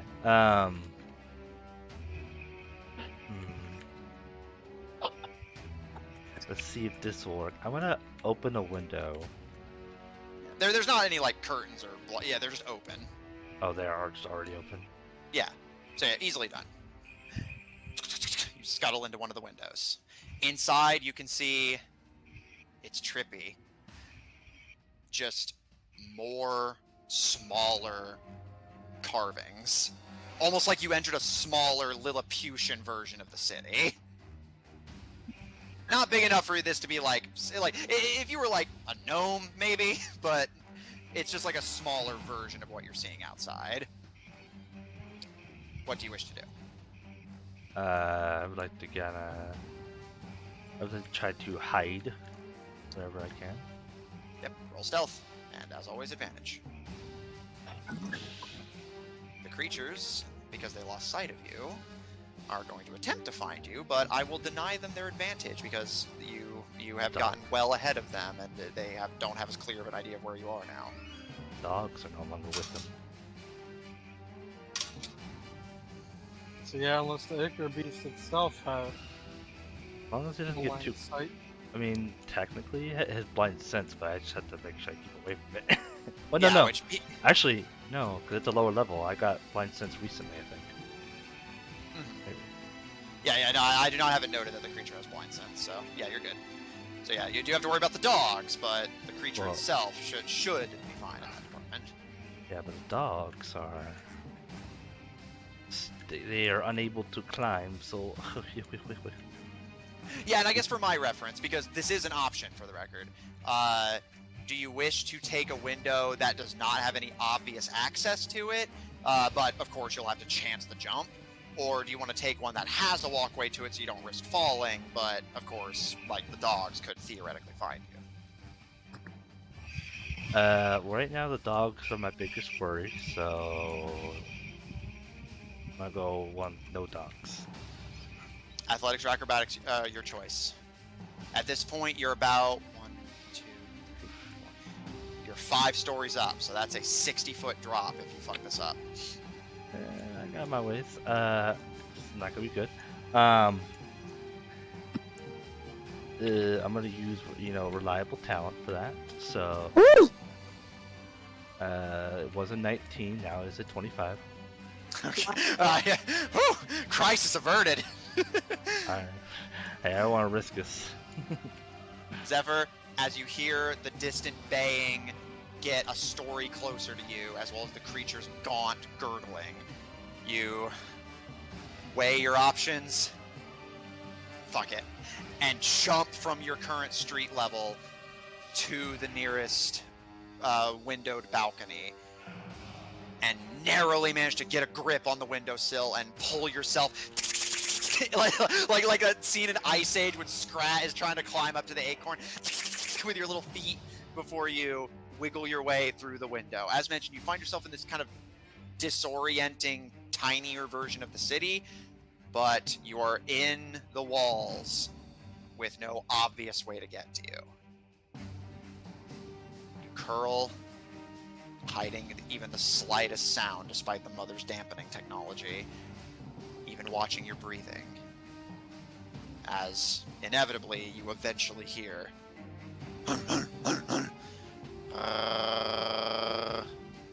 as the dogs reach the level you had been standing on following your scent. Behind them you can hear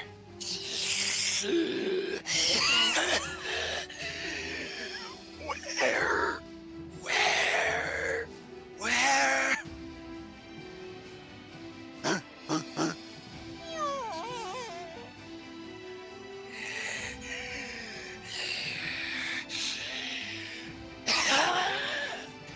hear the splattering sound of what is presumably the creature vomiting before the baying gets a little further, and a little further, before they leave your hiding spot behind. For now, you have evaded detection. Crisis, at least problem 1. solved. Yeah, problem 2. The door.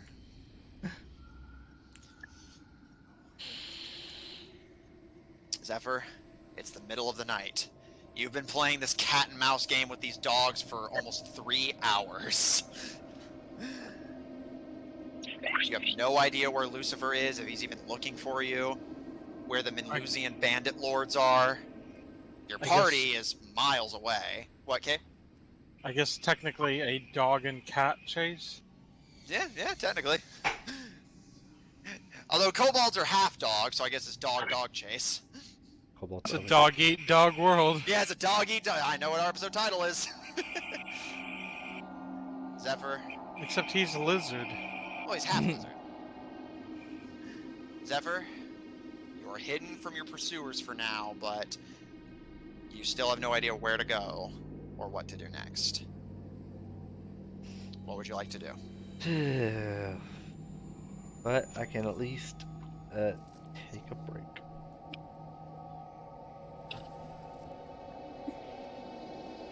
He can at least rest.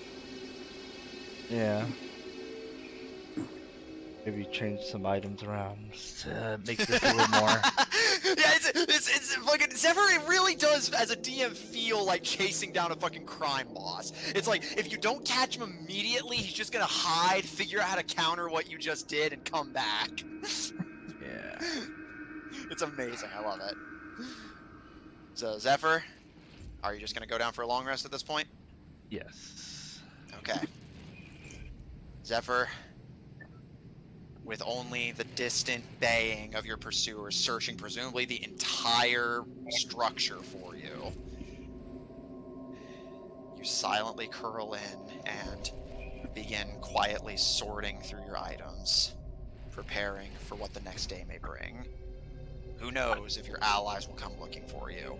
If they did, would they even be able to help? Lucifer has accomplished his plan and revived Queen Pendini, albeit in a much different form than he was hoping for. It appears that the Minlusian lords have been compromised and are willing to join the Concord and sell out the Con.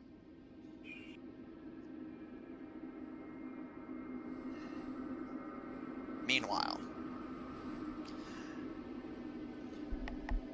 Lucian, I know we did cover your long rest in the last session, but is there anything else we didn't note there that you would like to do?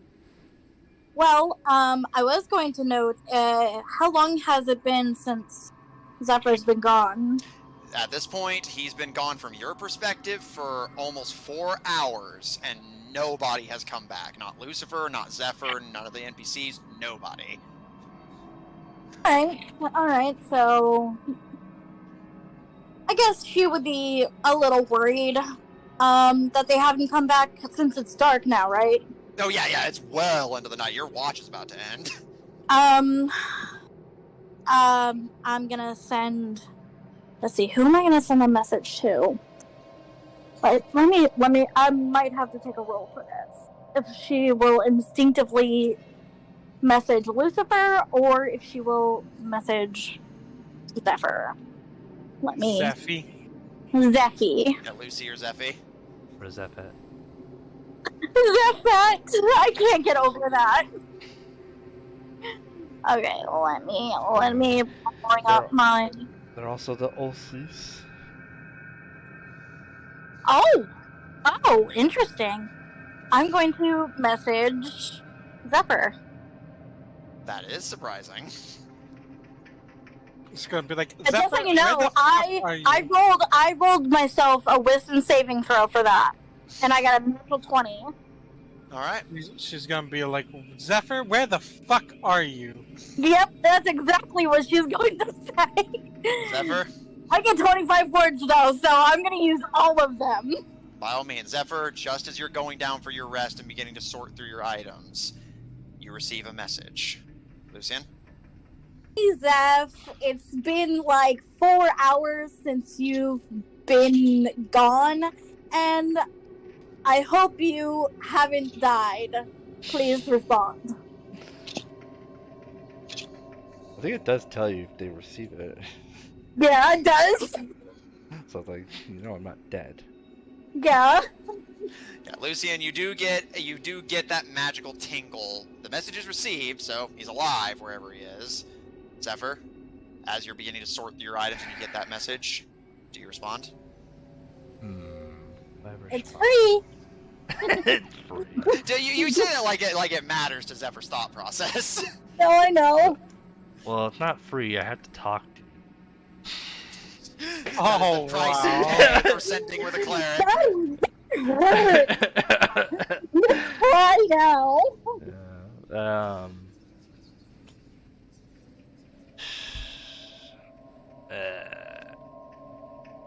I get 25 words. Yes, sir. Use them wisely. I don't know why I immediately thought back to the sending stones. I forgot what exactly what it said. It was like, what did say Neon say again? Do you need something? What? And just stop. Yeah. So what do you say, Zeph, if anything? I will say.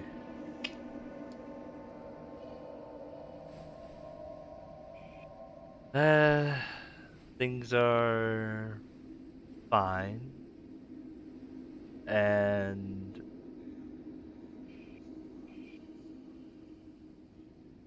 I would not trust your brother. Boom.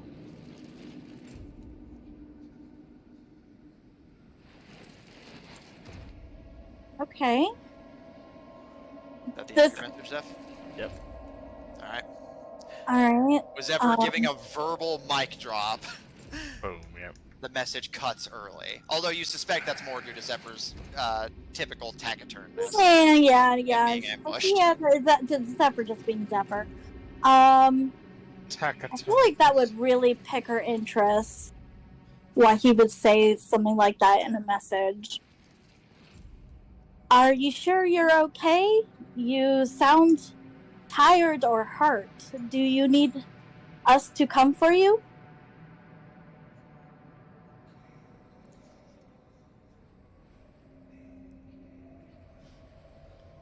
No, I don't need your help. I can handle myself, but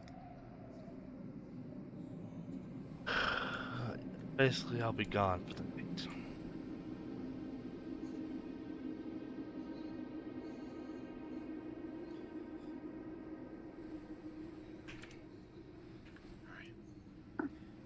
Lucian, with that ominous warning. Yeah, who else is around me right now? I know Letters is usually here with me. Other than him, nobody. Everyone else either Caleb's back at camp and Zephyr and the others went on ahead. So right now it's just you. I have a bad feeling about this. But do I know which way they went? You saw they went north. That's about the extent of your information.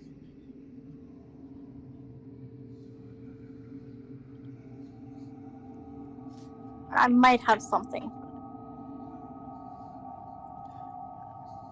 How can I get this a little bit more?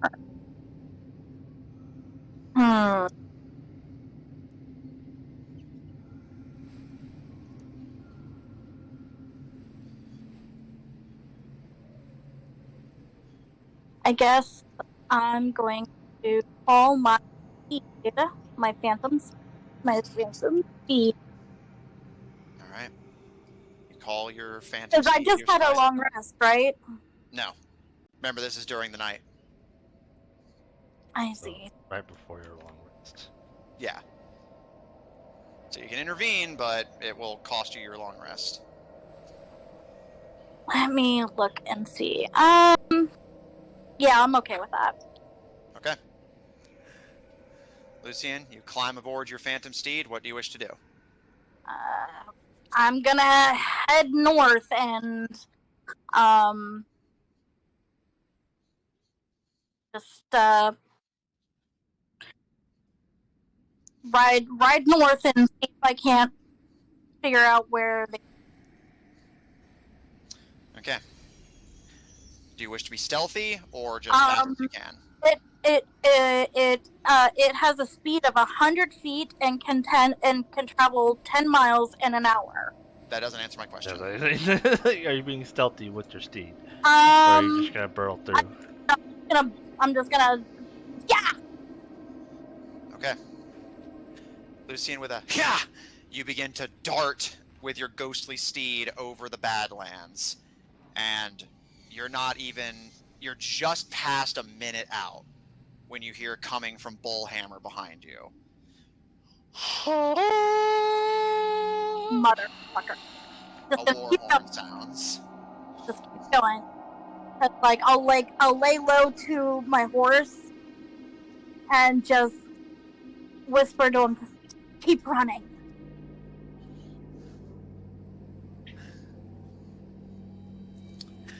Lucian, darting over the Badlands, stealth thrown to the winds. You have no idea what sort of hornet's nest you may have just kicked behind you. You dart over the Badlands, and eventually you see ahead of you that same abandoned farmland that Zephyr had found. A completely empty and devoid of life farmhouse, the destroyed Penditi statue, and the odd tomb constructed in her honor on the edge of town. However, you can see standing on the outskirts of town are 3 figures. Your dwarfish and Amazonian companions, and a new figure that you do not recognize. Yeah, I'm gonna go over to them. You speed towards them, and you see your 2 friends, Autolycus and Nikong. Nikong gives you a bow, but Autolycus looks over your shoulder. Fuck. We heard it from here. I'm sorry, I had to take the risk. I have a terrible feeling. The 3rd figure that you do not recognize, standing next to the dwarf, speaks up. Well, if you want, I can make your terrible feeling into a terrible fact. I look at them. Who is this? Do I know them? You see an elvish girl with pale bluish skin, long red hair done up in a braid that's thrown over her shoulder. She is dressed in a very simple black set of leather armor with a cloak, although the hood of the cloak is down, and with the length of the cloak thrown over her back, you can see that her clothes on their own are fairly form-fitting, just a very simple leather top and bottoms, seeming to largely forego armor. You can see that she has fingerless... I know exactly who this is. You can see fingerless leather gloves with long painted, hopefully, red nails at the tips.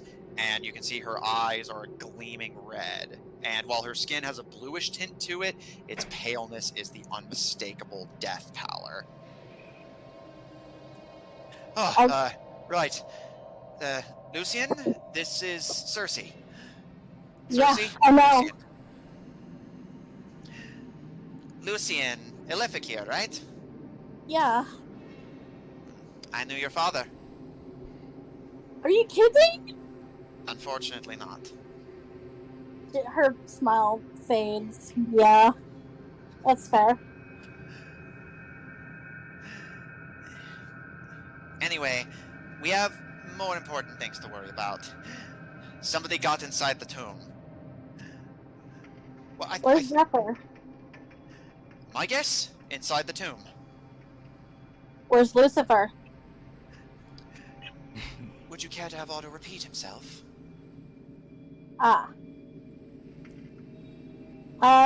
You guys want to go? Let's go. I'm tired as fuck, but let's go.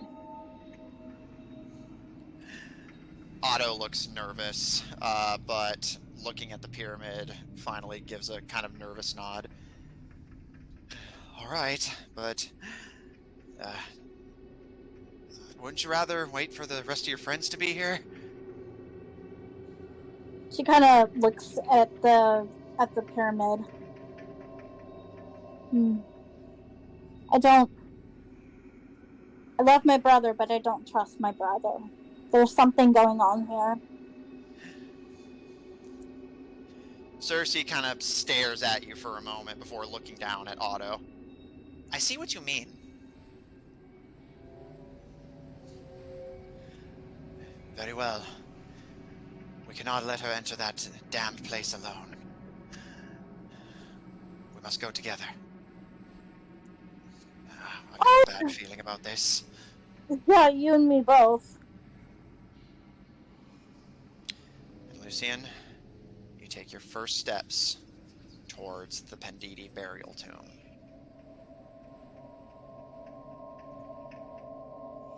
Caleb!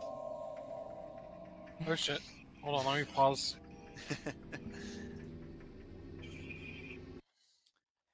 You get a long rest. Yeah. Oblivious to anything that may or may not have happened across the peninsula. I mean, I feel like even if he went straight there, we probably still wouldn't have gotten there before this hit the fan. Oh, yeah, no. Yeah, no, definitely not. Granted, you would have gotten close, but still not. Anyways. You awaken. And you can see your father and Rahutai are already in deep conversation. But as they see you waking up, Bernard kind of pats Rahutai on the knee and nods Did towards you. Caleb hear what they were saying as he woke up? Roll perception.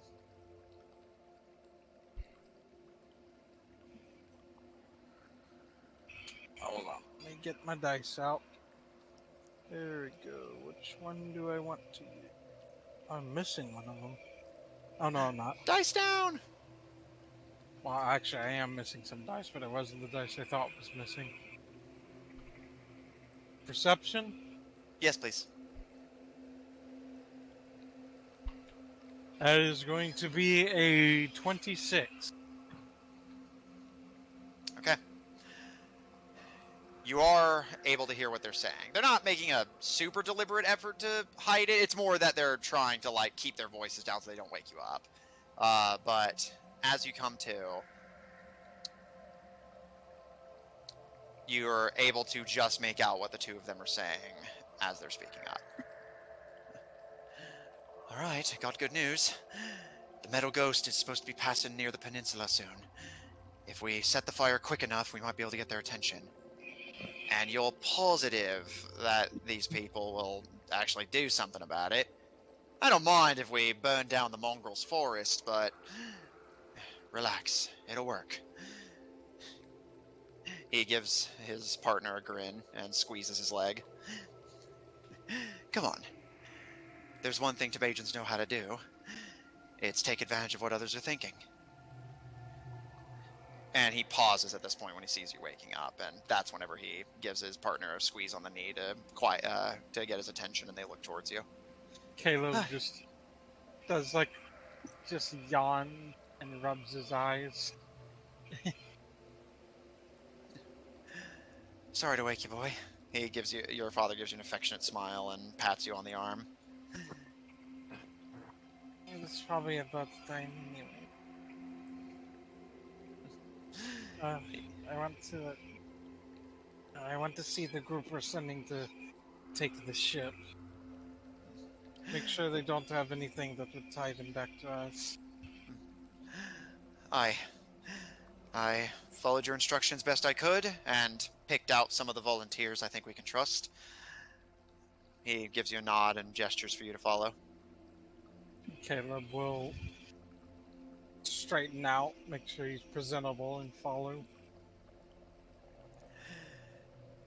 As you step out, you can see that the bulk of the Tibadran militia has already gathered.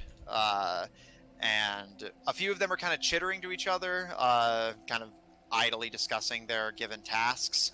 before they see you approach and stand at least a loose, if respectful, attention. And at a wave from your father, a few of them step forward. A small group of about 11 in total. It does not include anyone you recognize from previous engagements. You suspect that's likely a deliberate effort on your father's part.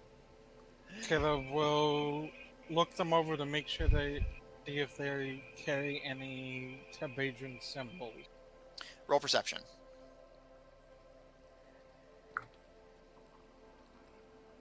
Okay, that's going to be a 21. Caleb, you take your time to size up your troops. While they do, of course, carry their usual armaments, short swords, daggers, and crossbows. Well, I'm assuming those are pretty nondescript. No, yeah, they're like...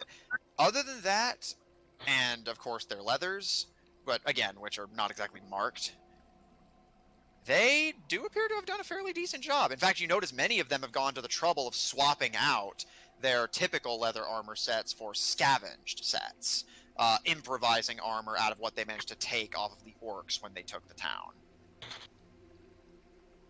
While it is rather loose-fitting, it gives them the impression of being almost like orc mercenaries than Tabadran bandits.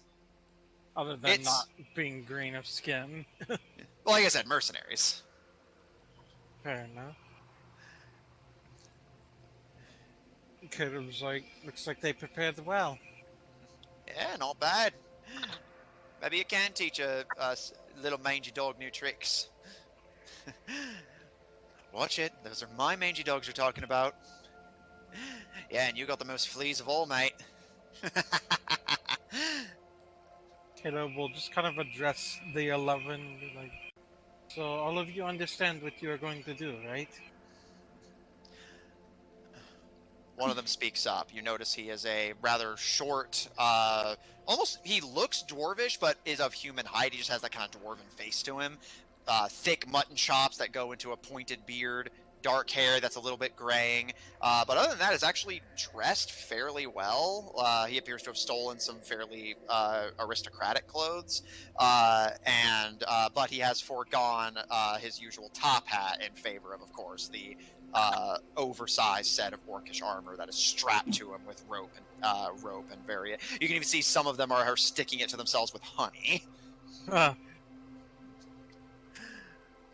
We understand the mission, Your Majesty. Wait for a ship to get close once the fire's set. Sneak aboard and take it while it's unguarded. Once we've secured it, use the armaments to keep the sailors at bay while the rest of the militia gets aboard.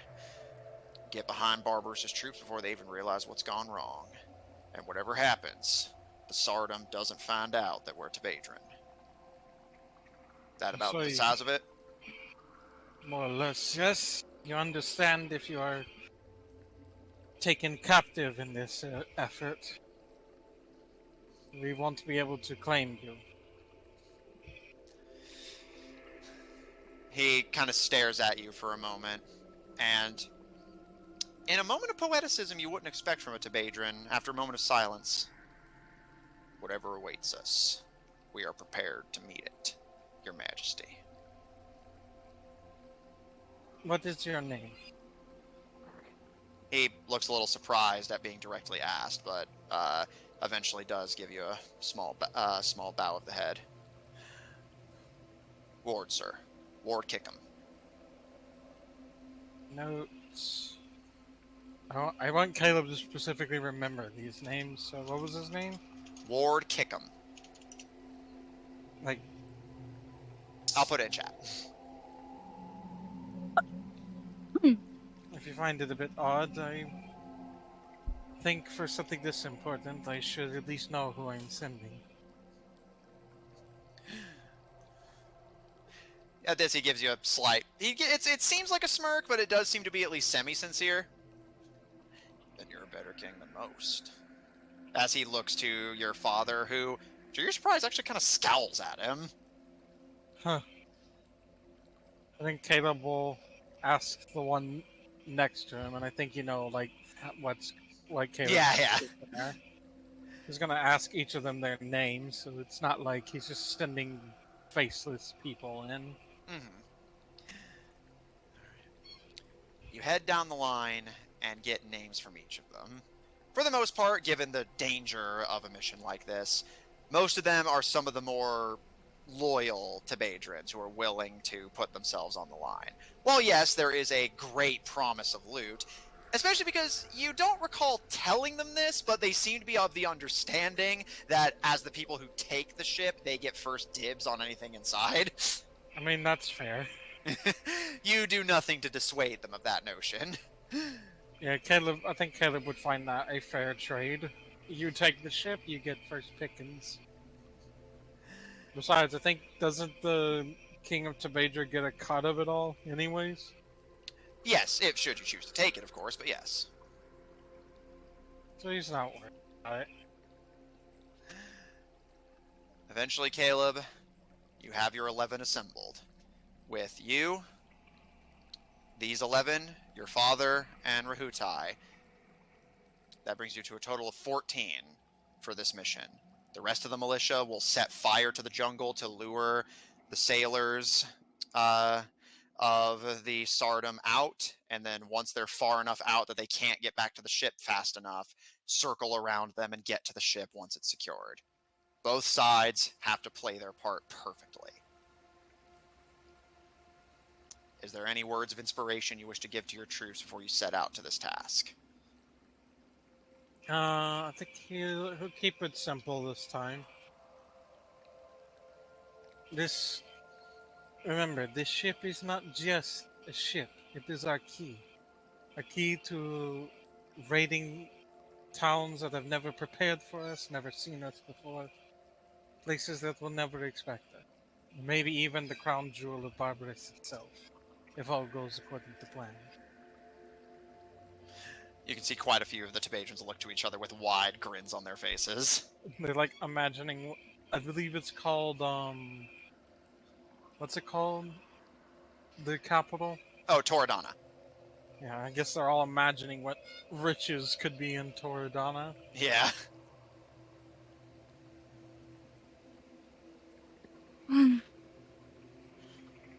And yeah, like I said, just keeping it simple. And you're just gonna like list the names so I can write them all down. Yeah. I'll list them after the session, just because I don't imagine you'll need them all right this second. But Okay.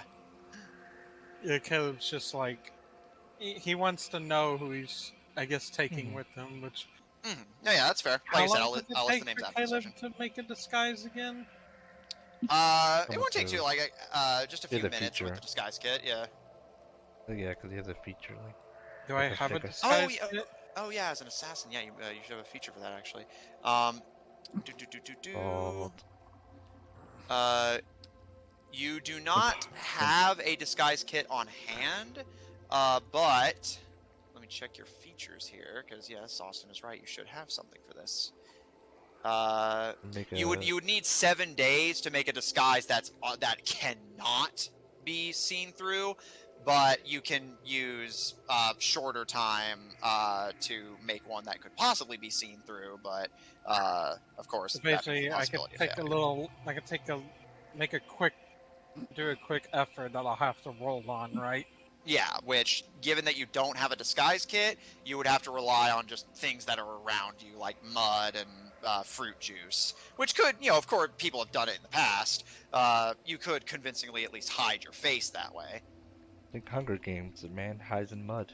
I guess Caleb will just have to play things carefully. Okay. But it does. Well, I guess his father wouldn't be very well known outside of Tundra. Yeah, especially since, legally speaking, he's been dead for like a decade. So yeah, that's not a concern. So really, it's just it's only himself that Caleb would be worried about. So he's gonna have to play things carefully. Yeah. Because he would be instantly recognized if someone got a hold of him. Yeah, which, given the political situation between you and Sardom, is a tricky situation. Yeah. Not recognized. This is at why least. Caleb was kind of thinking of not going himself, since he's so recognizable. It's up to you. Caleb will, pull his father aside and say, You didn't expect... Were you expecting me to go along with this? Go along with it, or... Well, you know... I am kind of the king. I'm kind of a lot more recognizable. Oh, you mean like going with us? Well, I mean, you certainly don't have to. In fact, honestly, and he looks to the soldiers, I honestly kind of trust them to do this more. Ooh. You don't trust me. No, don't misunderstand me. More what I mean to say is, I trust them more to do this with someone like you keeping an eye on them. Remember, these people, they're going to look for any excuse to wander off and accidentally do a little bit of raiding. And with you there keeping an eye on them, that might keep them in line. But understand, if you're with them instead of with me, if you get caught, you can't let them make it back alive. Hold on, I'm confused. Is he talking about Caleb going with them to do the... He's basically saying you don't have to go with them to the ship. In fact, he actually thinks it'd be a good idea for you to go with the people in the forest instead. But if you're seen in the forest, you have to shoot anyone down that sees you, because even if you take the ship successfully, they will be able to, make it back once the tide settles and report back that they saw you. Whereas if someone saw you infiltrating the ship, you were probably going to kill them anyway. That's true. So basically, if you're caught in the forest, that's way more casualties than if you were caught on the boat, which is just the same number of casualties, you just lose the element of surprise. Basically, you're gonna have to kill innocent people because they saw your face. 100%, yeah. You're literally luring people in who want to help Darkrai so that you can kill them and take their shit. Oh, I see. Can't let them see your face unless you can hide your face well enough. I mean, I think he has a cloak with a hood, but obviously that won't help if they look right directly at him, but it'll help from, like, the side and rear and stuff. Keep his head down. Caleb just looks to his father and is like, well, what do you think I should do? He gives you a smile and puts a hand on your head.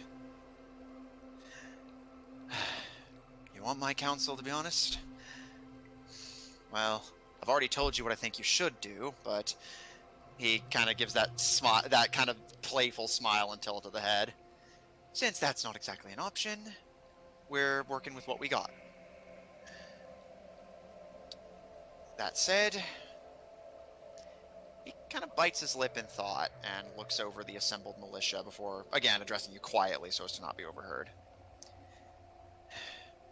Obviously, the decision comes down to you, boy, but you want my best advice. Give them orders. Give them a reason to listen to you, and I think you should go on ahead. Cross the peninsula on foot. Rahutai and I can get the army to the front lines. We'll wait for a signal before we strike, but we need you to be certain, but... And he looks past the rubble of the manor at the distant jungle. I heard war horns last night. Someone in the Citadel saw something. Might have been nothing. There are bandits crawling around that aren't affiliated with us, but... well... And he flexes his metallic fingers. I've learned to stop accepting coincidences as just that. Well, I thought of having them come with me, but there's been some recent concerns with that group. The elf, Lucian, I think she's too susceptible to being led astray by her brother. I don't trust that she isn't planning with him. Oh, she definitely is. He gives a nod, and Rahutai kind of crosses his arms and nods as well. But And he gives you a grin and gestures between the two of you with his metallic fingers. That's why you plan around the plan. That's the thing about being king, little cub. Everyone's out to get you, which means you have to get them first. And he gently, kind of playfully prods you in the chest with a metal finger. Well, that was my plan originally, was just to go over there and have an army at my back, you know? But obviously that we had to get a little creative with that. He gives a smile. I thought she was going to try to spring something, this temple that her brother wanted to go to, so I thought I'd come back here, get the army, and by the time I cross, she'll have already done it, and at that point it'll be, well, at that point I will have nothing stopping me from just, well, getting rid of them. That's my boy. I think I'll try to help with this. Hey, At least follow my plan to some extent. Don't get me wrong, I do genuinely hope that my feelings are wrong on this matter, that maybe she's even trying to trick him. I don't know. Could be possible, but I wouldn't bet on it. Feelings are what put me in a cell.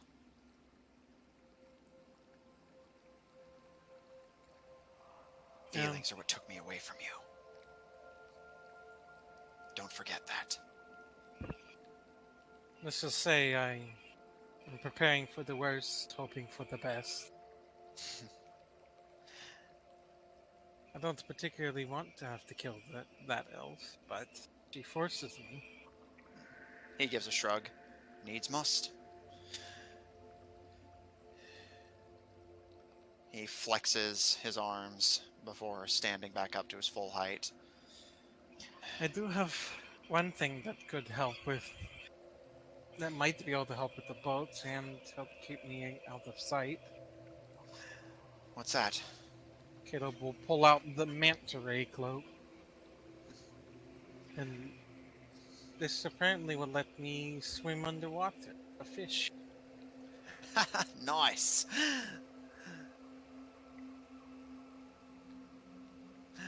Well, certainly would be helpful.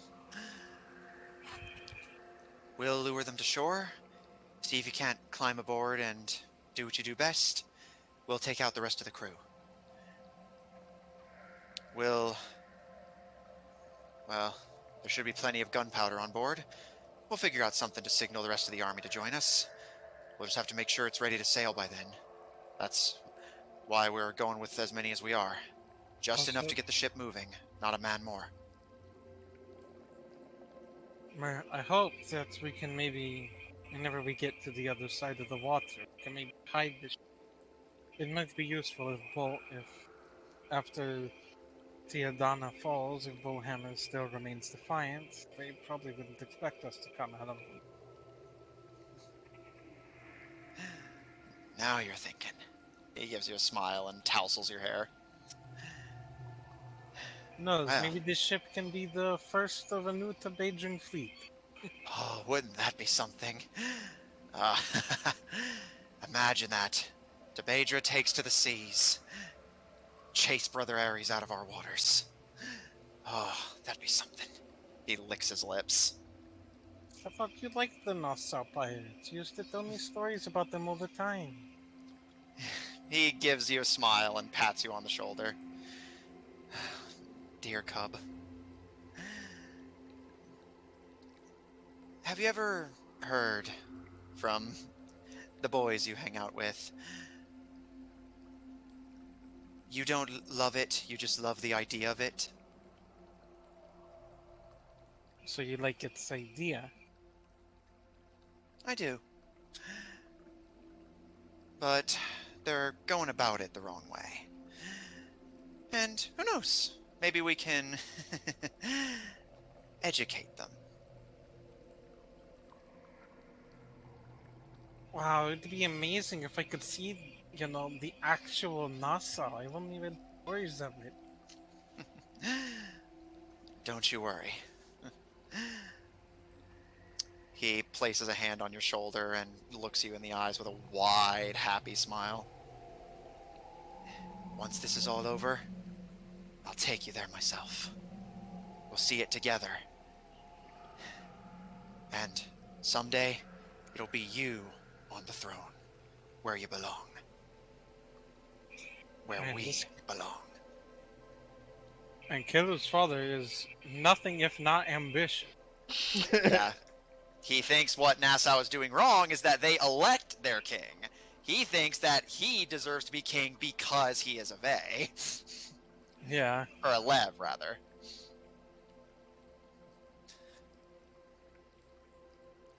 He just wants to be king of everything.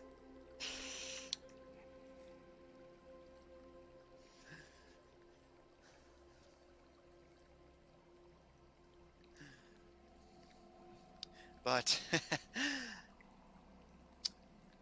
that will have to wait. For now, what you say we get some practice with our first act of piracy? Alright, let's do this. He Caleb looks to... will look. I think Caleb's still in his new kingly outfit, right? Yeah, you haven't said you changed, so... Caleb's like, ugh. I should have. You know, if I know I was going to have to get in the water, I wouldn't have brought just my nice self. Don't worry too much, son. It's never been our way to worry about fancy wares. That's for the prim and proper nobility. We're a more down-to-earth nobility. Men of the people.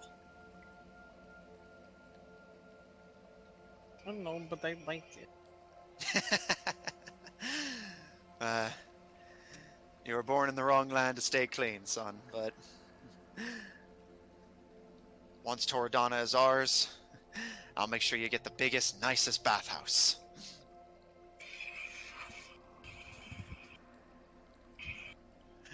He holds out his metal hand to you. Are you with me? Yeah, let's do it, Papa. That's my boy, little cub. He cradles your face in his organic hand before turning to the troops. Everyone, arm up! Ready the kindling. Dark Rise burns. A cheer rises among the troops as they raise their crossbows, machetes, and daggers in the air as... Wait, what are you doing? What we agreed on. The jungle burns to bring the ship to shore. Wasn't that the plan? Just try not to have it burn the city itself. He looks at you seeming genuinely confused, like he doesn't understand why you're saying that, before giving a shrug and looking to the troops. Keep the fire contained. No more kindling than absolutely necessary. You see one of the troops look to him equally confused before he seems to struggle for an explanation before... We don't want too big of a smoke signal. We want to announce our presence, not declare it. The Tebadron kind of nods like, oh yeah, that makes sense, before joining up with the rest of the militia.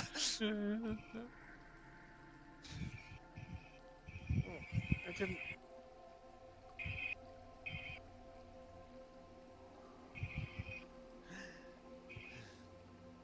Something wrong, little cub?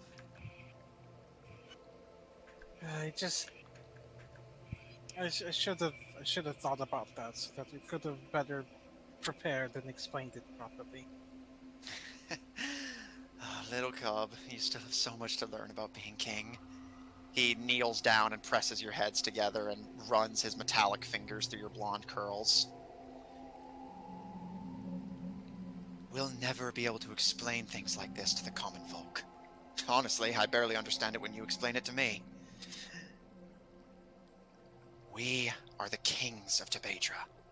All that matters is that we do the thinking, and they do the doing. You're never going to be able to teach a fish to fly.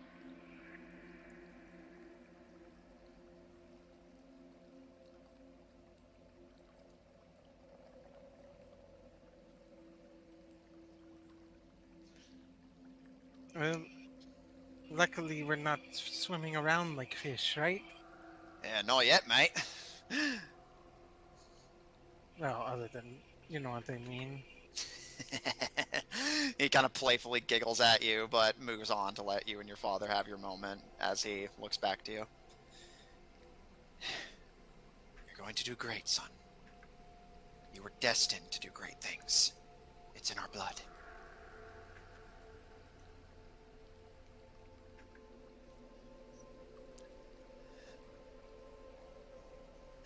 Now, let's show these northerners what the southern bandits are made of.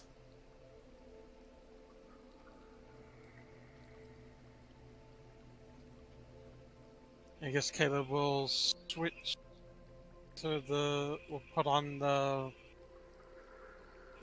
manta ray cloak. I believe he still breathes on land normally. Yeah, it doesn't give you Yeah. gills, it just basically lets you breathe underwater. Yeah. And with that, your father takes your hand in his and smiles to you before the two of you lead the Tebadran march into the Frappe jungle, ready to burn what stands between you and your target. And that is where we're going to end tonight's session.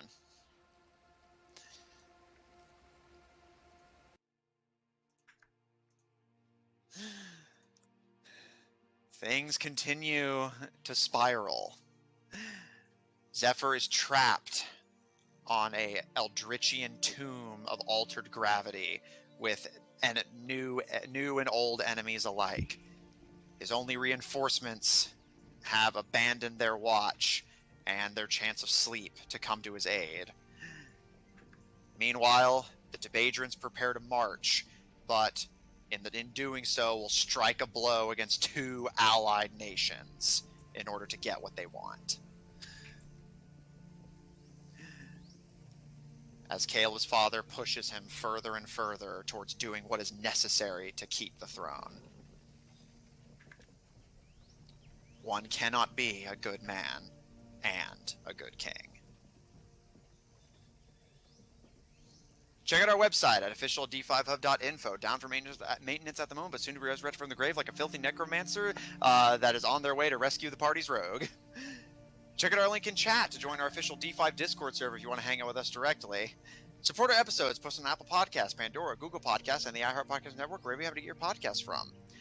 For our audio listeners, catch us live on Tuesdays at 7 o'clock Central Daylight Time on twitch.tv/Odd Tornado Productions. Check out Odd Tornado Productions official on Tumblr to find links to our other works, including His Majesty's Twitch channel at twitch.tv/Killer5. That is 5 with a PH, don't get it wrong.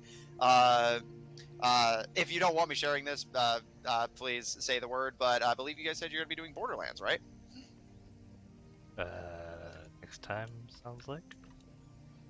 Yeah, I'm on a bit of a Borderlands kick. Yeah, so tune in this week if you want to see them playing some Borderlands. It's a lot of fun. If you enjoy what we do, please support us on Patreon. That link to be posted as well. On Ko-fi at ko-fi.com/oddtornadoproductions. And follow us on Twitter at twitter.com/tornadoodd. The TNO are capitalized. If you want to get immediate updates whenever we go live, as well as updates on everything else we're doing. And if you want to see more of this party, plus or minus a few, tune in Mondays at 7 o'clock Central Daylight Time for our Monday game, Under Locks and Keys, featuring a party of globe-trotting and now globe-leaving treasure hunters, trying to assemble the artifacts of the gods in a race against technology-worshipping cultists. Thanks everyone at the table so much for playing. Thanks everyone at home so much for watching. And we'll see you all next week.